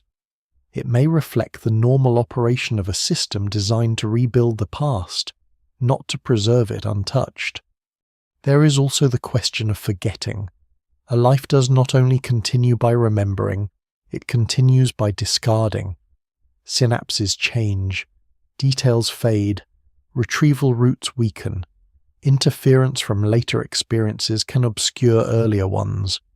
Forgetting is not always failure. It prevents the mind from becoming crowded with unusable detail and allows generalization across events. But forgetting means that even a life rich in routine does not carry its entire history forward in full. Much of what has been lived leaves only faint traces or none that can be consciously recovered. If a life were somehow to repeat outwardly, the inward life would still depend on what is remembered at each stage. The sequence of remembered meanings would shape the lived repetition more than raw external similarity alone. Memory also binds identity across time. A person usually experiences life as continuous, partly because present awareness can refer back to earlier states through remembered episodes, skills, preferences, and narrative structure. Narrative structure means the way events are organized into a sense of personal history. This does not require total accuracy. It requires enough continuity for the self to feel extended rather than newly created each morning. If memory were lost entirely from one day to the next, the idea of life repeating would lose much of its ordinary meaning. The same actions might occur, but the felt thread would be broken. Thus, memory is not an added decoration on life. It is one of the principal mechanisms by which time becomes personally real. In this inward region, science offers a calm but decisive answer. Memory is not replay. It is selection, encoding, stabilization, retrieval, reconstruction, and revision. It allows a life to carry its past, but only by transforming that past into living traces. Because memory works this way, the repeated feeling of a life does not demonstrate exact recurrence. It demonstrates that the brain continually rebuilds relation to what has already happened. A life can feel as though it circles back because memory links present events with earlier ones, layering familiarity over the new. But the very mechanism that makes repetition meaningful also prevents it from being a simple copy. The remembered life is always, in part, made again. The next inward region moves from memory to the repeated structures of everyday behavior. A life can feel as though it is circling because much of daily activity is not newly invented each morning. It is organized by habit, routine, and prediction. These are not signs of failure in the mind. They are efficient features of a nervous system that must guide a body through a complex world without exhausting itself on every small choice. Habit is a learned tendency to perform an action or response with reduced conscious effort when familiar cues appear. Routine is the broader pattern into which many habits are arranged across a day, a week, or a season. Prediction is the brain's ongoing attempt to anticipate what is likely to happen next. Together they create much of the practical continuity of human life, and together they explain why ordinary existence can feel repeated even while it keeps changing. The brain works under limits of time, energy, and attention.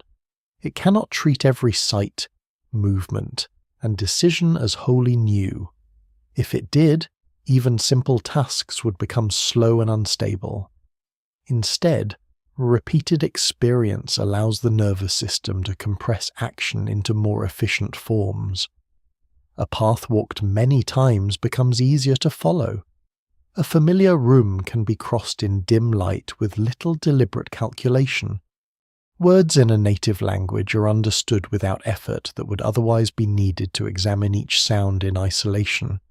Skilled action is built by repetition, but what emerges is not a fixed script.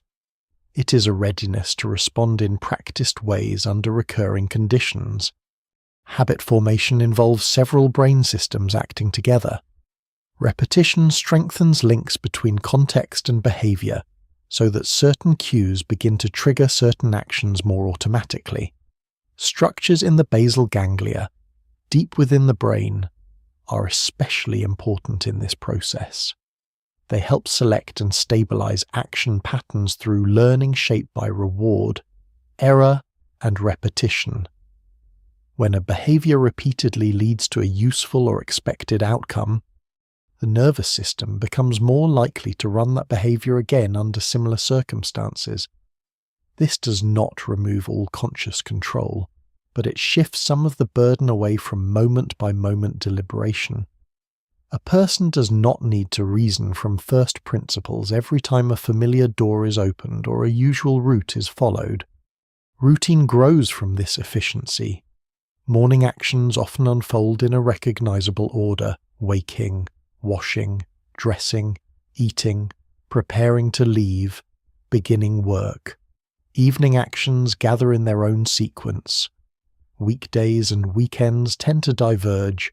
Seasons alter the timing and texture of repeated tasks.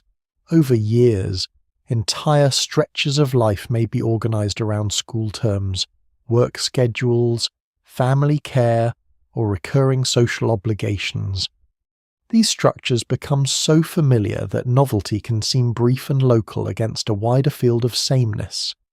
The feeling of a life repeating forever gains much of its emotional plausibility here, not because time literally loops, but because human life is scaffolded by recurring structures that reduce surprise. Prediction deepens this effect. Modern neuroscience suggests that the brain is constantly forecasting incoming sensory input and bodily needs. It anticipates what will be seen, heard, felt, or required, then compares those expectations with what actually occurs. When the world behaves as expected, processing can become more efficient. When expectation fails, attention sharpens and learning may follow. This predictive style of functioning makes repeated environments especially powerful. A familiar street, office, kitchen, or voice allows the brain to rely heavily on prior models. Much of perception then feels smooth because relatively little must be revised. The world seems stable partly because the brain is good at guessing it in advance. This same efficiency can make time feel compressed.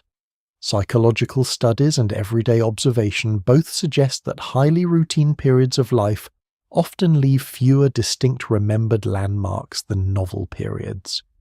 When many days are structured similarly, fewer moments stand out strongly enough to anchor later recollection. Looking back, such stretches may seem to have passed quickly or to have blended together. A person may feel that months vanished into sameness even while each day, when lived, contained many small events. Novelty tends to create more memorable markers. Routine tends to reduce them. Thus, the sense of repeating life is not only about what happens, but about how the brain segments and stores experience. At the same time, habits and routines are never perfectly closed. The body changes, the environment changes, and prediction is always being corrected at some level. A familiar breakfast may taste slightly different because of mood, health, or memory. A repeated commute may be altered by weather, light, noise, or one unexpected encounter. Even highly practiced action still depends on ongoing sensory guidance. This is why habit should not be confused with mechanical duplication. A habit is a structured tendency operating in live conditions. It reuses form without reproducing every detail. What repeats is the scaffold of action and expectation, not the total state of the world. Reward learning also contributes to repetition. The brain is sensitive to outcomes that satisfy needs or confirm expectations. Food, relief, social approval, successful completion of a task, and many other outcomes can reinforce the behaviors that precede them. Over time, cues associated with those outcomes begin to shape motivation. This is one reason routines can become deeply ingrained. The nervous system is not only conserving effort, it is also learning where value has been found before. Repeated satisfaction strengthens repeated seeking. In this sense, the lived loop of daily life is partly built from remembered usefulness. The person returns to what has worked.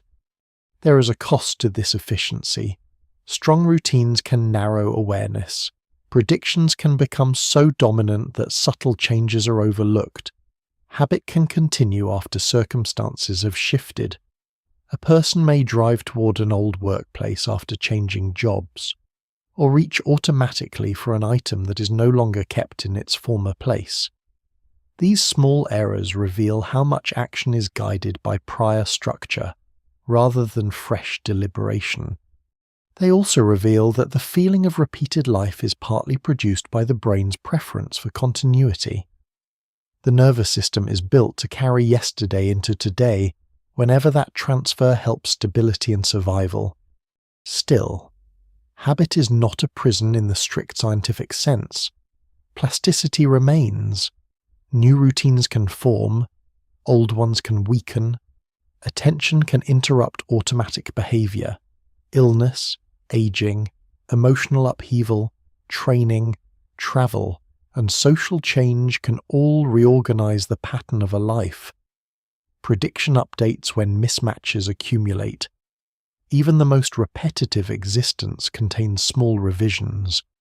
This matters because it shows that the sense of endless repetition emerges from adaptive systems doing their work, not from a hidden cosmic mandate.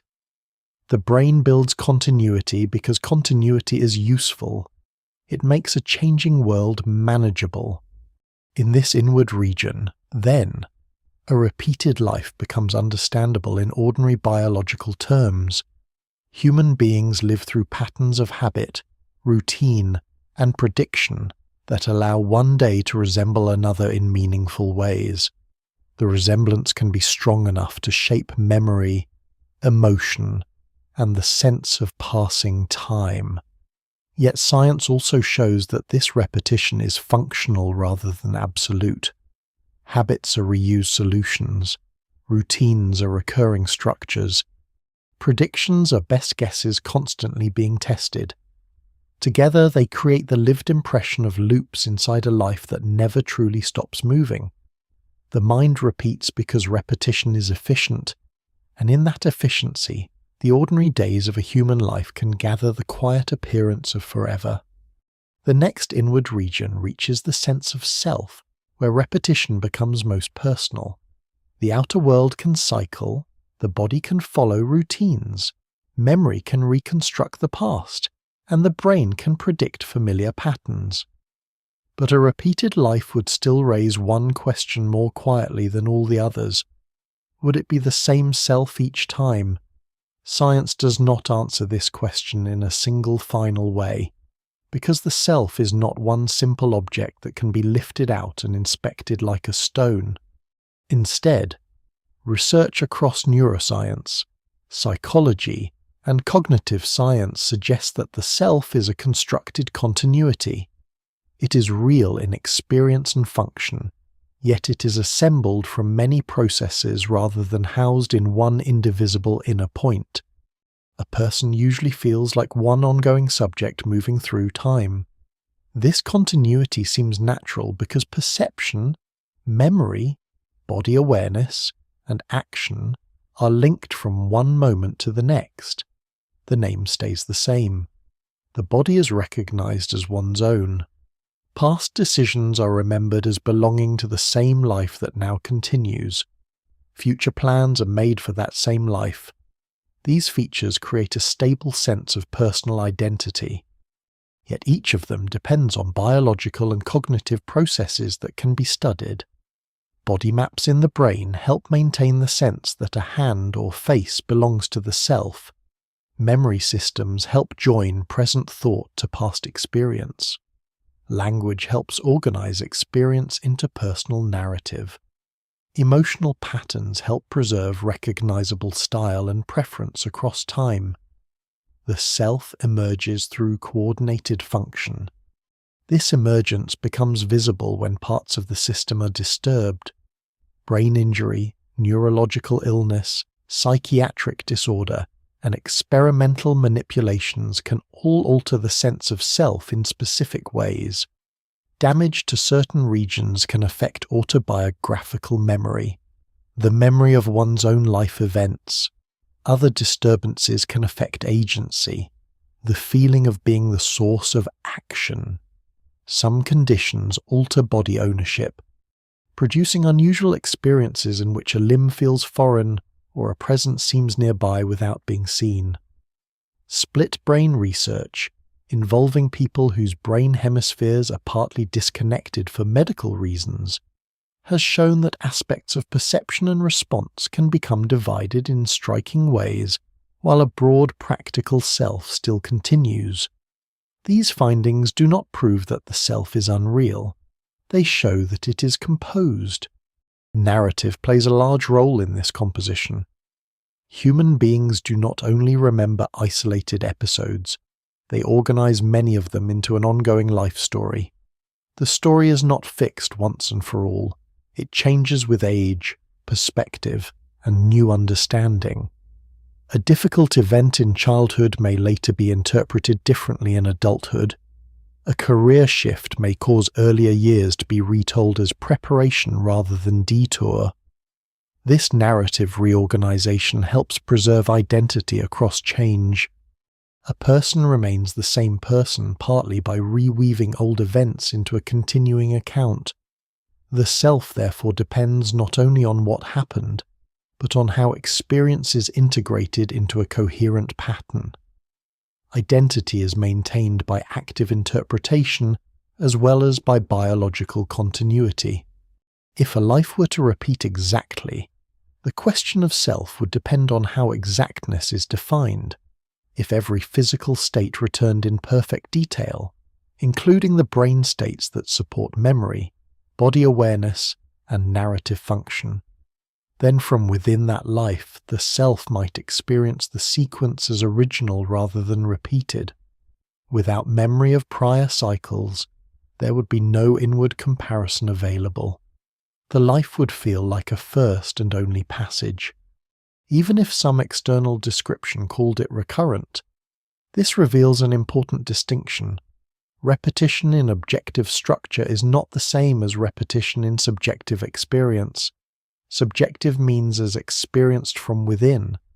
A self can only feel recurrence if some trace of earlier passage survives into the present. If, instead, a life repeated with memory carried over from previous cycles, the self would face a different condition. Continuity would thicken. Present awareness would include knowledge of prior returns. Choices might begin to diverge if that knowledge altered action. The repeated life would then cease to be an exact repetition in the strict sense, because the retained memory would change the unfolding sequence. The self would no longer occupy the same decision landscape as before. In this way, selfhood complicates recurrence from both sides. Without retained memory, repetition may be invisible to the subject. With retained memory, repetition may no longer remain exact. The very process that would allow the self to know recurrence would also tend to alter it. Developmental psychology adds another layer. The self is not born fully formed. Infants gradually develop bodily distinction, social recognition, and later autobiographical continuity.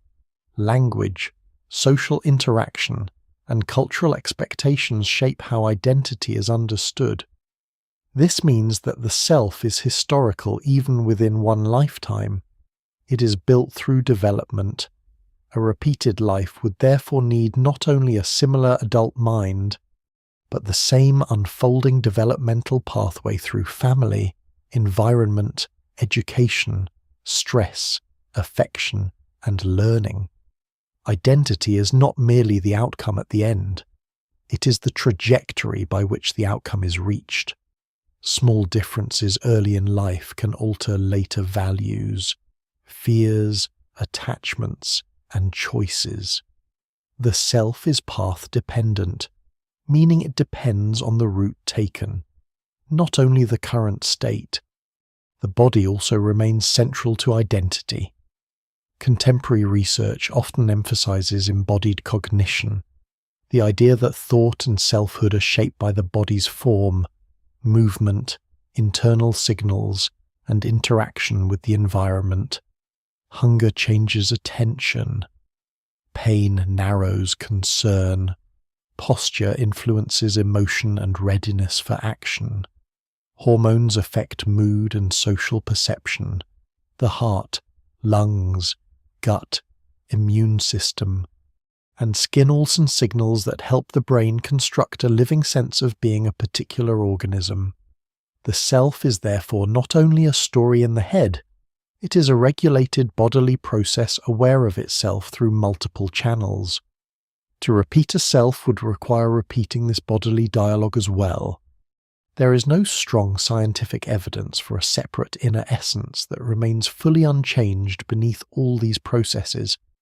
People often feel that there is such a core, and that feeling has force and practical meaning. but the evidence from neuroscience and psychology points more strongly toward layered continuity than toward a single indivisible entity.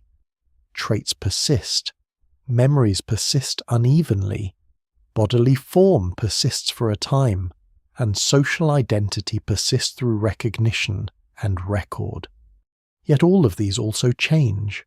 The self is stable enough for law, friendship, responsibility, and biography, but flexible enough to learn, heal, decline, and reinterpret itself.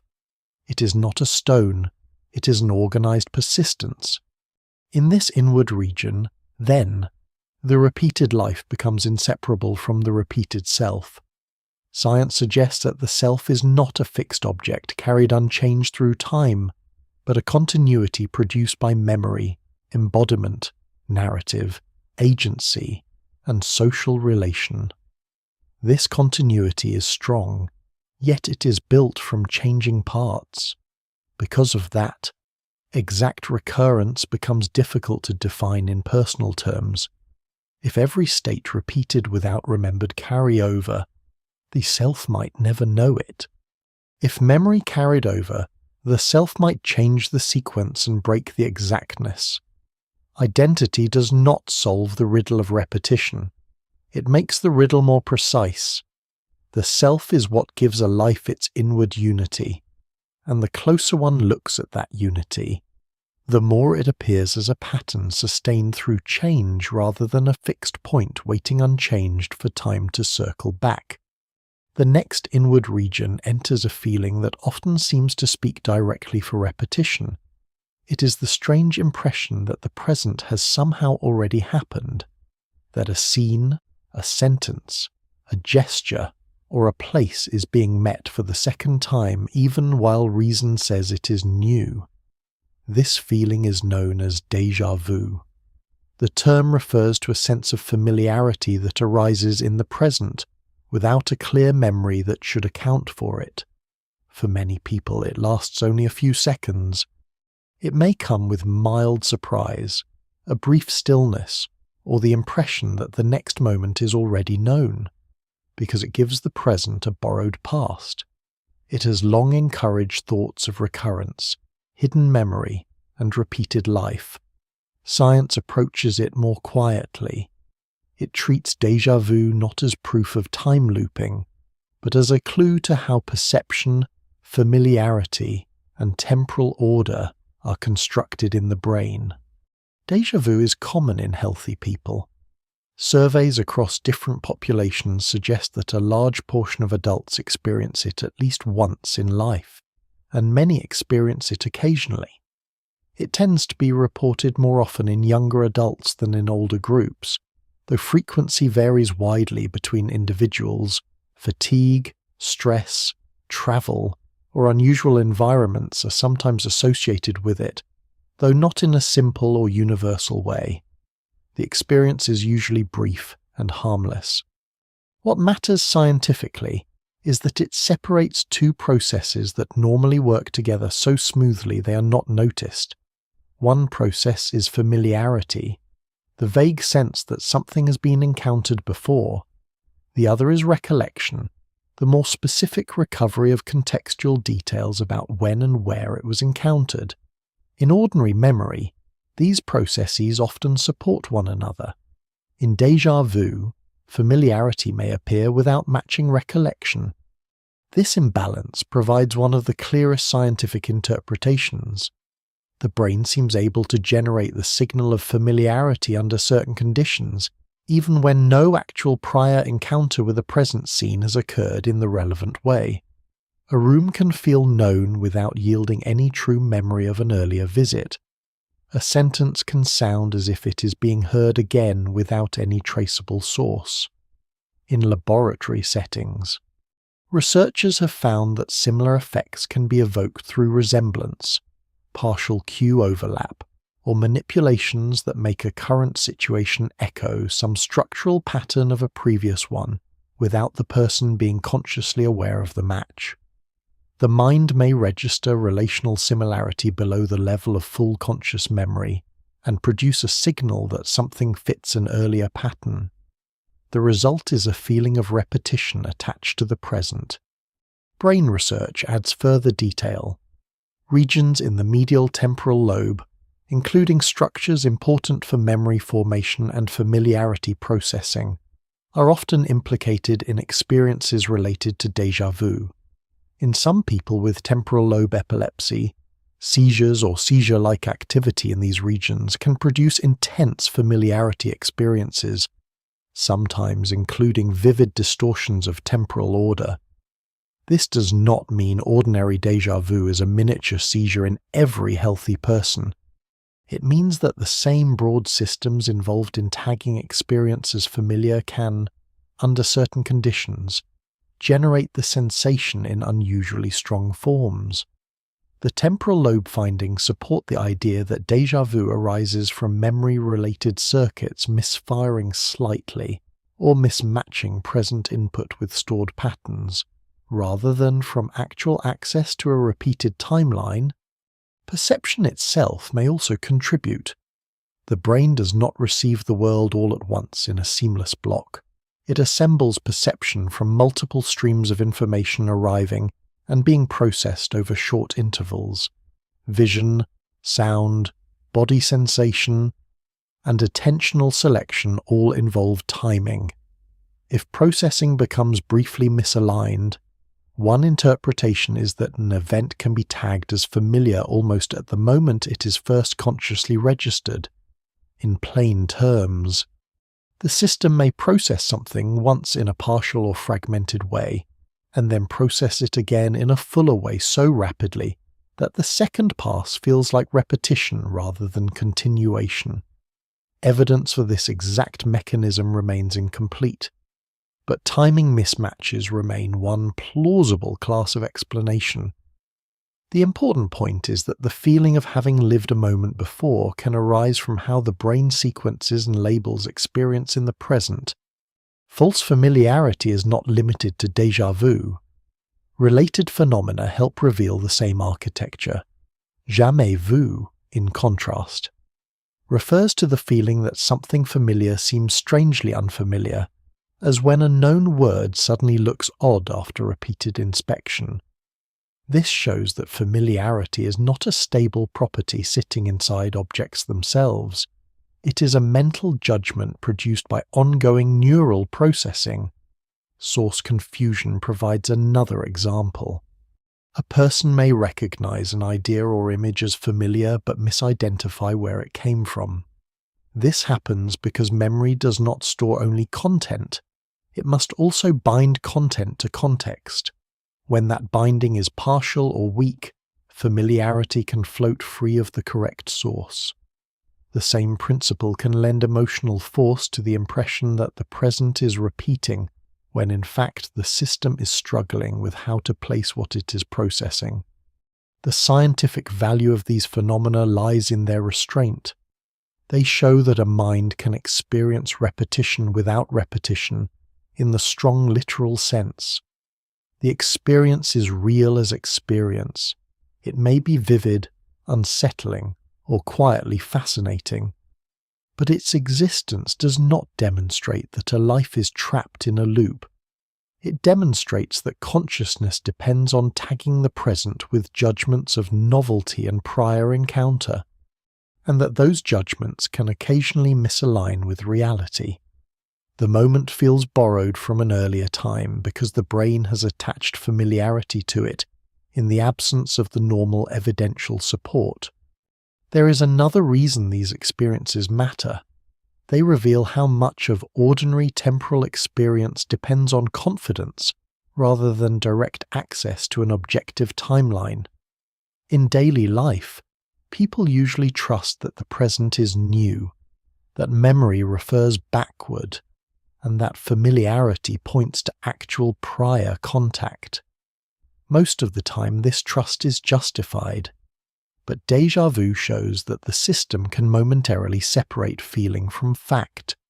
The present can feel old while remaining new. This does not destroy the ordinary reliability of experience, but it does soften its apparent simplicity. Human beings do not merely observe time passing. They construct a sense of temporal placement through interacting memory and perception systems. Psychology also suggests that the emotional tone of déjà vu may amplify its significance. Because the feeling is unusual and hard to explain from within the moment, it draws attention to itself.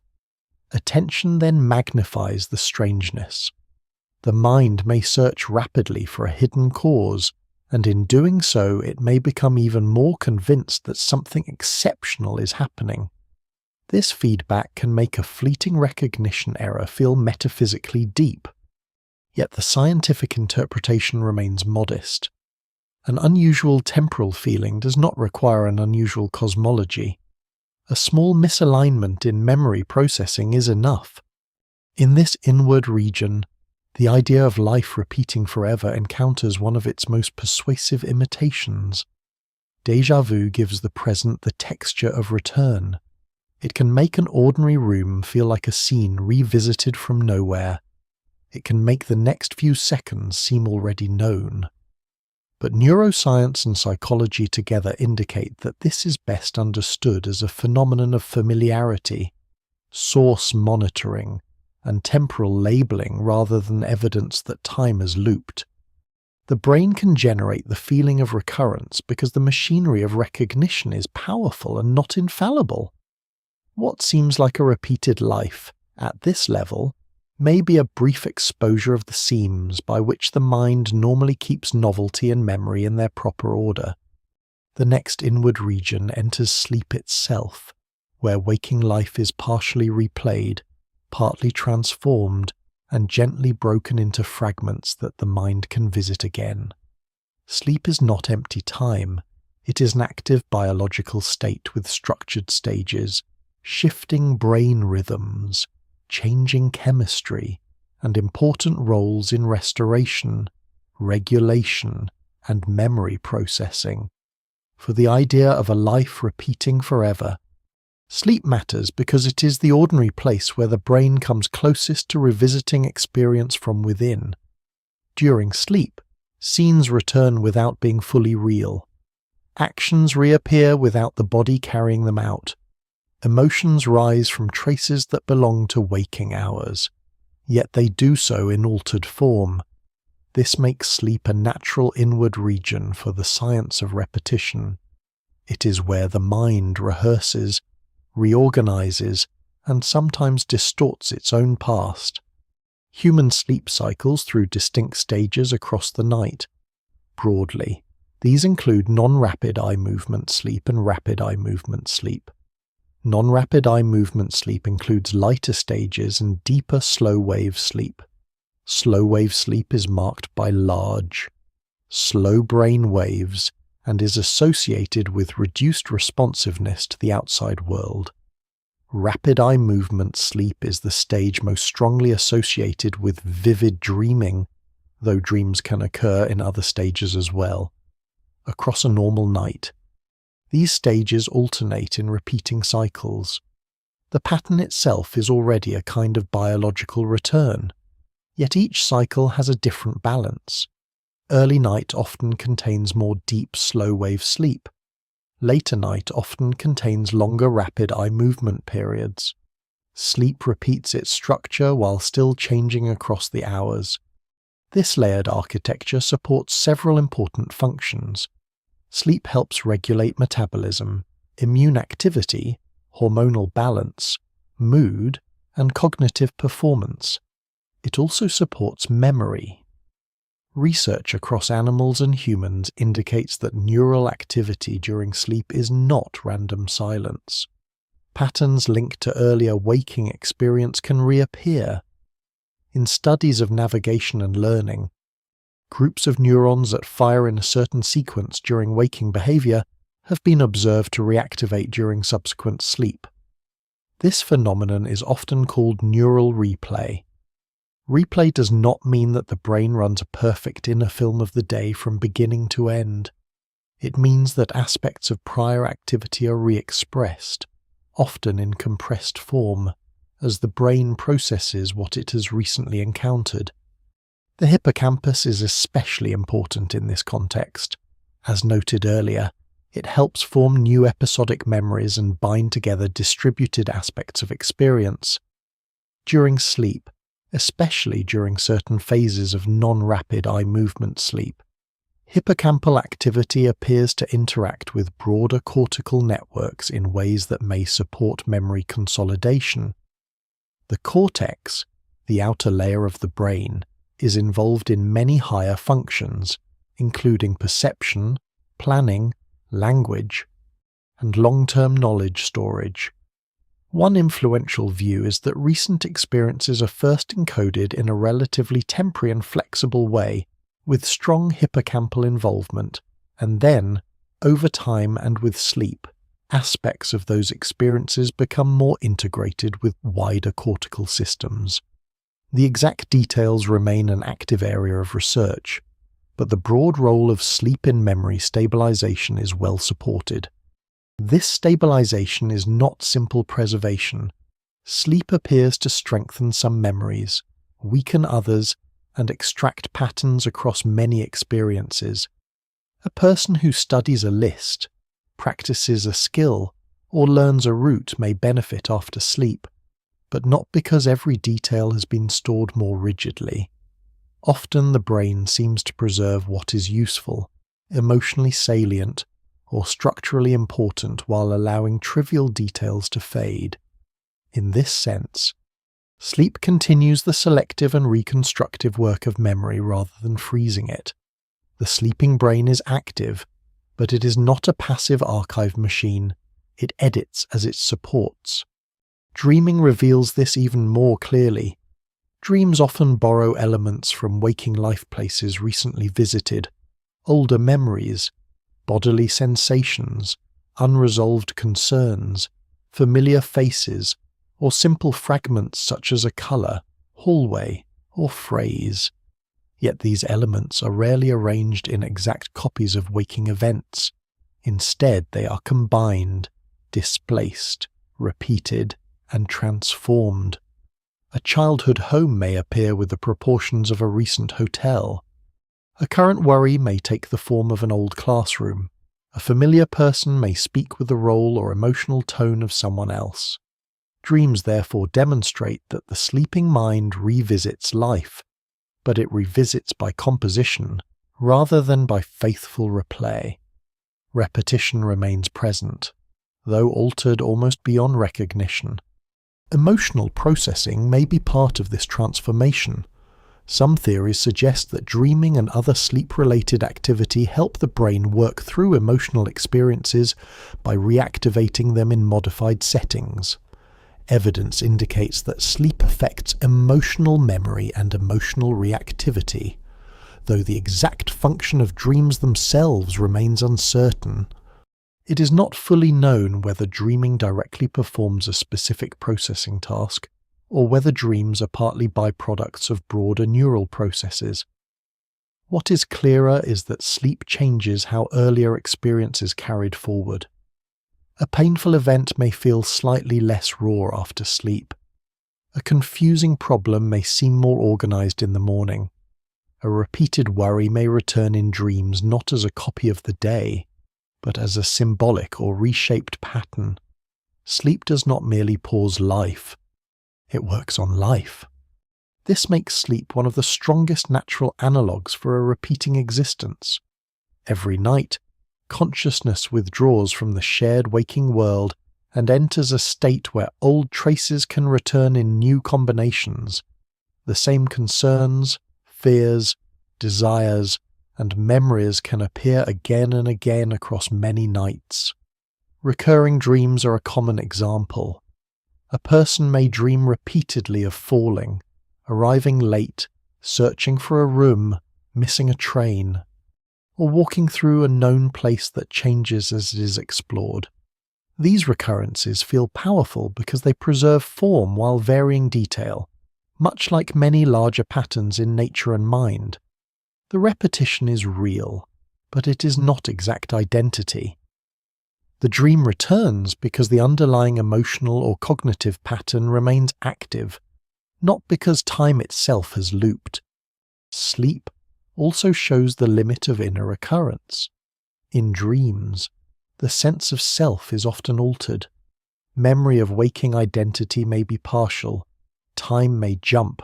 Cause and effect may loosen. The mind may accept impossibilities without protest. This reveals that even when experience seems to revisit earlier material, the conditions of that revisiting matter greatly. Repetition without stable waking awareness is not the same as reliving a life. Neural replay without full conscious access is not the same as remembering. Dream return without exact structure is not the same as literal recurrence. Sleep brings the mind close to past experience, but it does so by transforming, compressing, and reorganizing it. By morning, a new day begins with a brain that has not merely rested, but changed. Synaptic balances may be adjusted. Memory traces may be selectively strengthened. Emotional tone may have shifted. Bodily needs may be recalibrated. The person rises into the familiar rhythm of another day, carrying forward the quiet work of the night. Here the science of repetition becomes especially calm and clear. Life does not need to repeat literally in order to feel cyclical from within. Sleep builds a nightly bridge between what has been lived and what will be lived next. It revisits without restoring. It renews without resetting. In this inward region, then, sleep becomes the ordinary laboratory of return. The brain replays patterns, consolidates selected traces, reshapes emotional material, and generates dreams that borrow freely from waking life. These processes show that recurrence is built into the maintenance of mind. Yet they also show that recurrence is not replay in the strict sense. The sleeping brain does not wind life back to its beginning. It takes pieces of life and works them over in darkness. What returns there is not the same day lived again, but the mind's ongoing effort to carry the past inward into the future without ever becoming its exact duplicate. The next inward region holds the central idea in its clearest and most deliberate form. Up to this point, repetition has appeared in cycles of sky and season, in the long return of celestial motion, in the statistical behavior of matter, in the constructive work of memory, in habits of the brain, in the feelings of familiarity, and in the replay-like processes of sleep. Now the topic narrows to the thought experiment itself. What would it mean to live the same life, again and again, forever? A thought experiment is a structured act of reasoning in which an idea is explored carefully, even if it cannot be directly tested under present conditions. Science uses thought experiments to clarify concepts, reveal hidden assumptions, and separate what is physically meaningful from what only sounds vivid. In this region, the repeated life is treated not as a poetic image, but as a question to be sorted into distinct possibilities. The first possibility is exact eternal recurrence. In this version, every event in a life returns in precisely the same order, with exactly the same physical states, choices, perceptions, and outcomes, and this return happens endlessly. The appeal of this picture lies in its completeness. Nothing is approximately repeated, nothing drifts, nothing improves or decays across cycles. Each life is numerically matched in every relevant respect. From a scientific point of view, however, this is the most demanding version and the least supported by evidence. It requires either a cosmology that literally reinstates prior total states or a physical mechanism that generates exact recurrence of an entire embodied history. Present science provides no empirical basis for such a mechanism in lived human experience. The second possibility is approximate recurrence. Here, lives or events return in forms so similar that they may count as repeats for many purposes, even if microscopic details differ. This is closer to what science finds in nature. Seasons recur habits recur, dreams recur, social routines recur, and familiar environments produce familiar responses. In cosmological speculation, one might also imagine repeated large-scale patterns or similar configurations appearing in vast enough settings. Approximate recurrence is scientifically easier to imagine because it does not require exact restoration of every detail, yet it changes the meaning of the original question. A life that only resembles an earlier one is not obviously the same life in the strongest sense. It may repeat type rather than instance. The third possibility is subjective recurrence without objective recurrence. In this case, the feeling that life is repeating arises from memory, perception, habit, trauma, routine, dream structure, or temporal illusion, even though the world itself is not looping.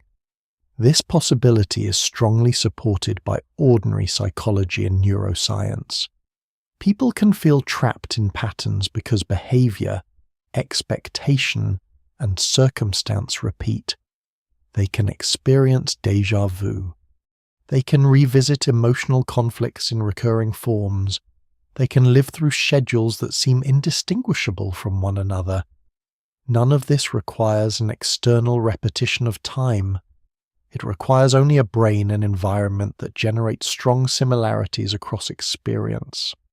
Much of the practical human meaning of repeated life may reside here. A fourth possibility belongs more to philosophy than to empirical science, though it often borrows scientific language. This is the idea of eternal return as an ethical or existential test.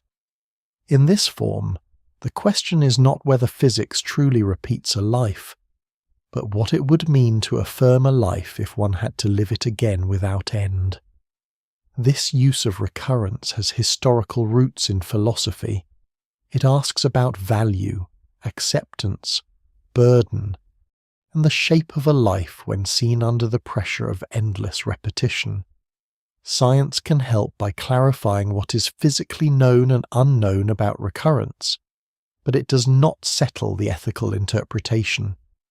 The thought experiment remains powerful because it transforms a speculative cosmology into a practical mirror for lived experience. Separating these possibilities matters because they are often mixed together. A person may begin by asking whether the universe repeats and end by talking about routine, regret, or the sense that each day resembles the last. These are connected, but they are not the same question. Science can say with confidence that ordinary life contains many strong forms of recurrence in behavior, memory, and environment. It can say that exact recurrence of a total life has no confirmed empirical support in current evidence. It can say that some physical theories permit return in abstract or highly idealized senses, while real human existence remains embedded in open, changing, thermodynamic conditions. What science cannot currently say is that the whole of one lived biography will literally begin again forever for the same subject. Cosmology sometimes enters this thought experiment through speculative models of cyclic universes, or extremely large universes with repeated configurations. These ideas deserve careful handling.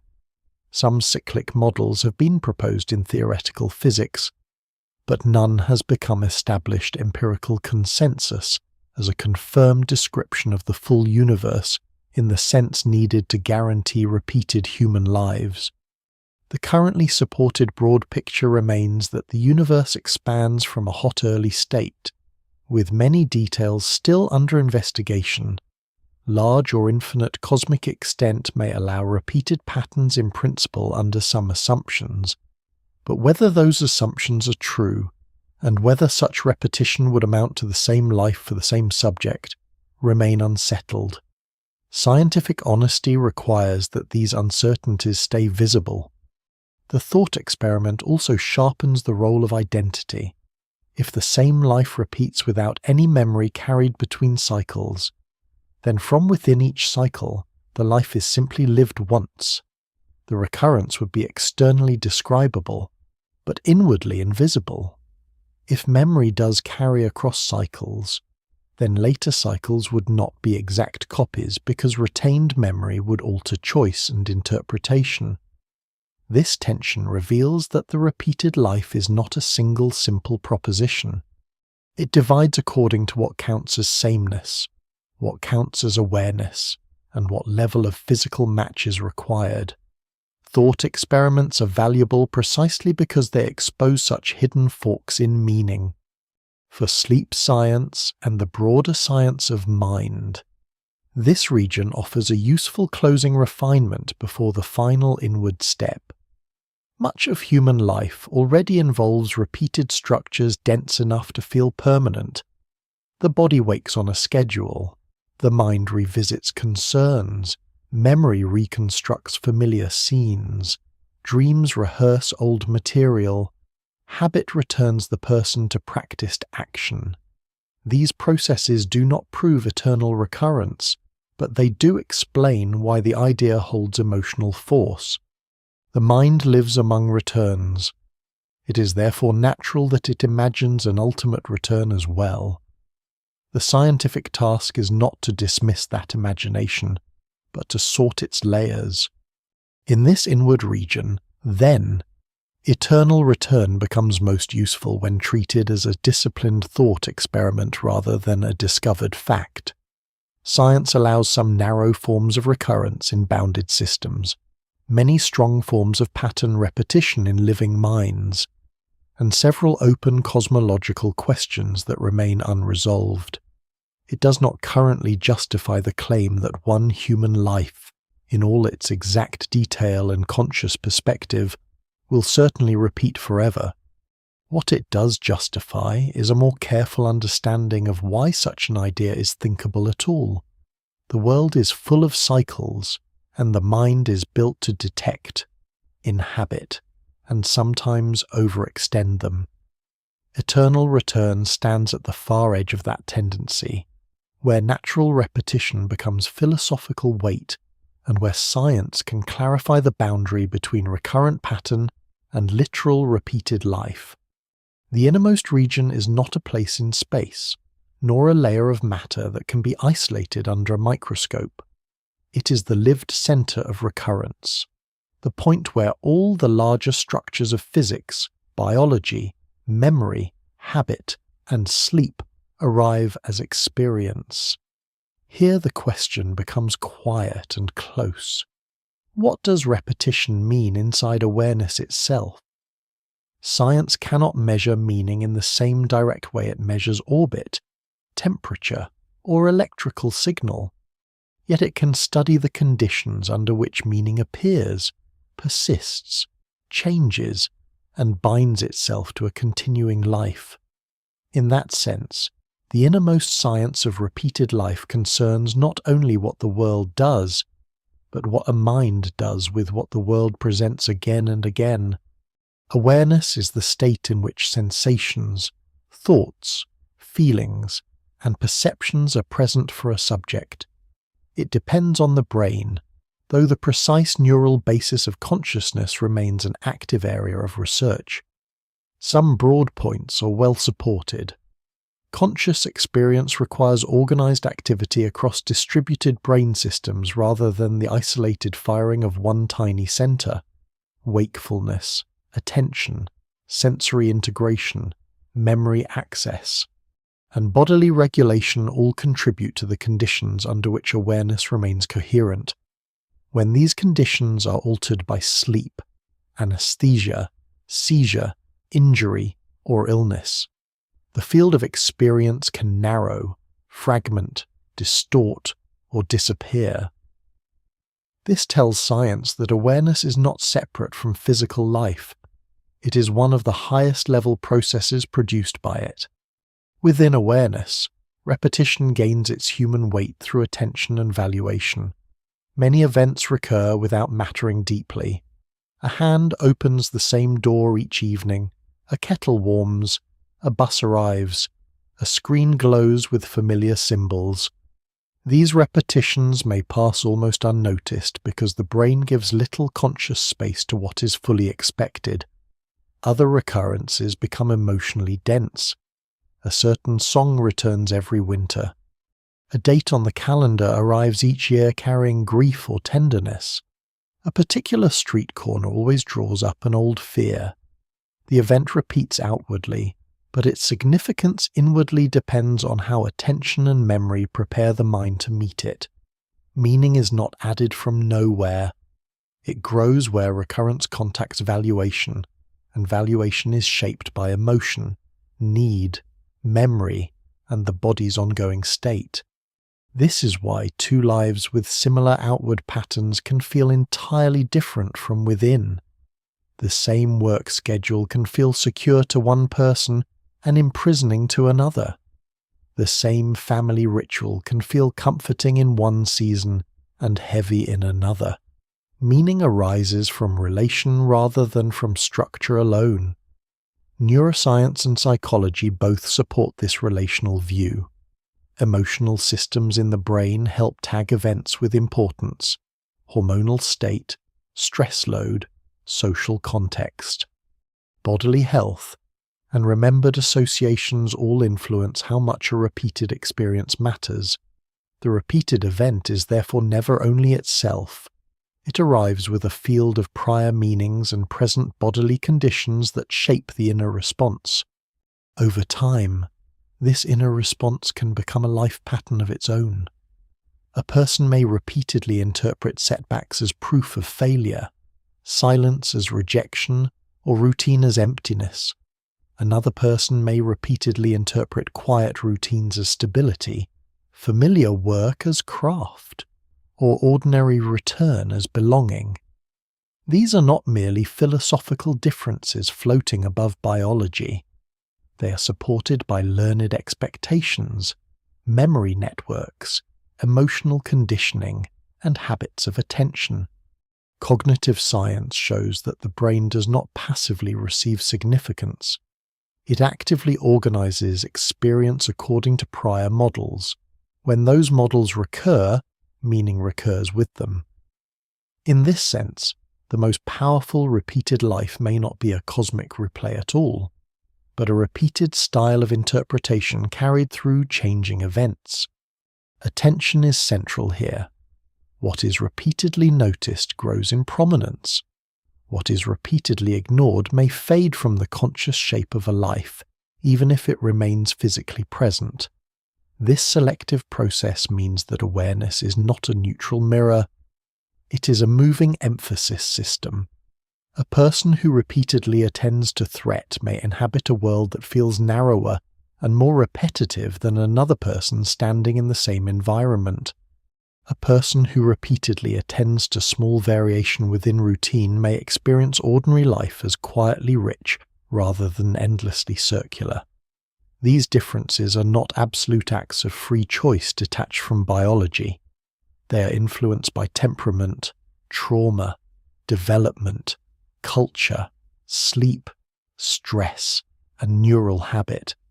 Still, they show that inner repetition depends partly on how awareness is trained or shaped to meet the world. The sense of time itself is altered by these processes. Psychological time does not flow at one uniform rate in experience. Waiting lengthens it. Urgency compresses it. Novelty expands remembered duration.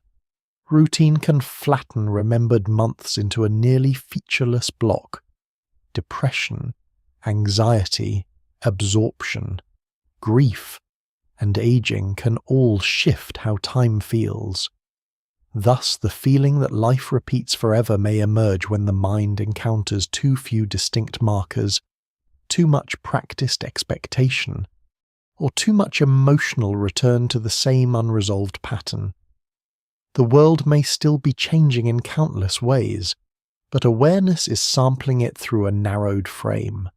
Science cannot reduce this entirely to one mechanism, yet it can describe many of the contributing processes. At the deepest inward level, meaning also depends on social relation. A life is not interpreted in isolation. Language, family memory, culture, ritual, and shared narratives give names to recurring experiences and tell a person what kind of recurrence is being lived. The return of spring may mean labour in one setting, relief in another, sacred renewal in another. A repeated daily meal may signify poverty, tradition, care, boredom, or peace, depending on the social frame in which it is understood. Human awareness inherits meaning from collective life even as it personalizes it. This means the innermost experience of recurrence is never purely private. It is shaped by symbols, expectations, and stories that circulate beyond the individual brain. Science reaches a boundary here. It can trace neural correlates of attention, memory, valuation, and conscious state. It can examine how repeated stimuli change response, how habits of thought become reinforced, how emotional salience guides recall, and how social environments shape interpretation. It can show that the feeling of repeated life is built from lawful processes rather than descending as an unexplained mystery. But science cannot finally declare what any repeated life means in the first-person sense without that sense itself being lived. It can illuminate the machinery of significance. It cannot replace significance with machinery. This is not a failure of science. It is a recognition that explanation and experience, though related, are not the same act. So the innermost region settles into a careful conclusion. A life does not need to repeat exactly in the cosmos to feel repeated in awareness. The mind carries forward memory, habit, expectation, emotion, and social meaning. It notices some returns and overlooks others. It rebuilds the past, predicts the near future, and weights the present with significance drawn from both. Under these conditions, recurrence becomes one of the basic textures of being conscious at all. The world returns in patterns, the brain returns in pathways, memory returns in reconstruction, sleep returns in cycles, meaning returns wherever awareness meets familiar form with familiar feeling. What science shows most clearly at this final inward depth is not that one life literally begins again forever, but that consciousness itself is a maker of return, shaping continuity out of change and giving repeated structure its deepest human reality. Night settles over the whole question with the same quiet patience that first opened it.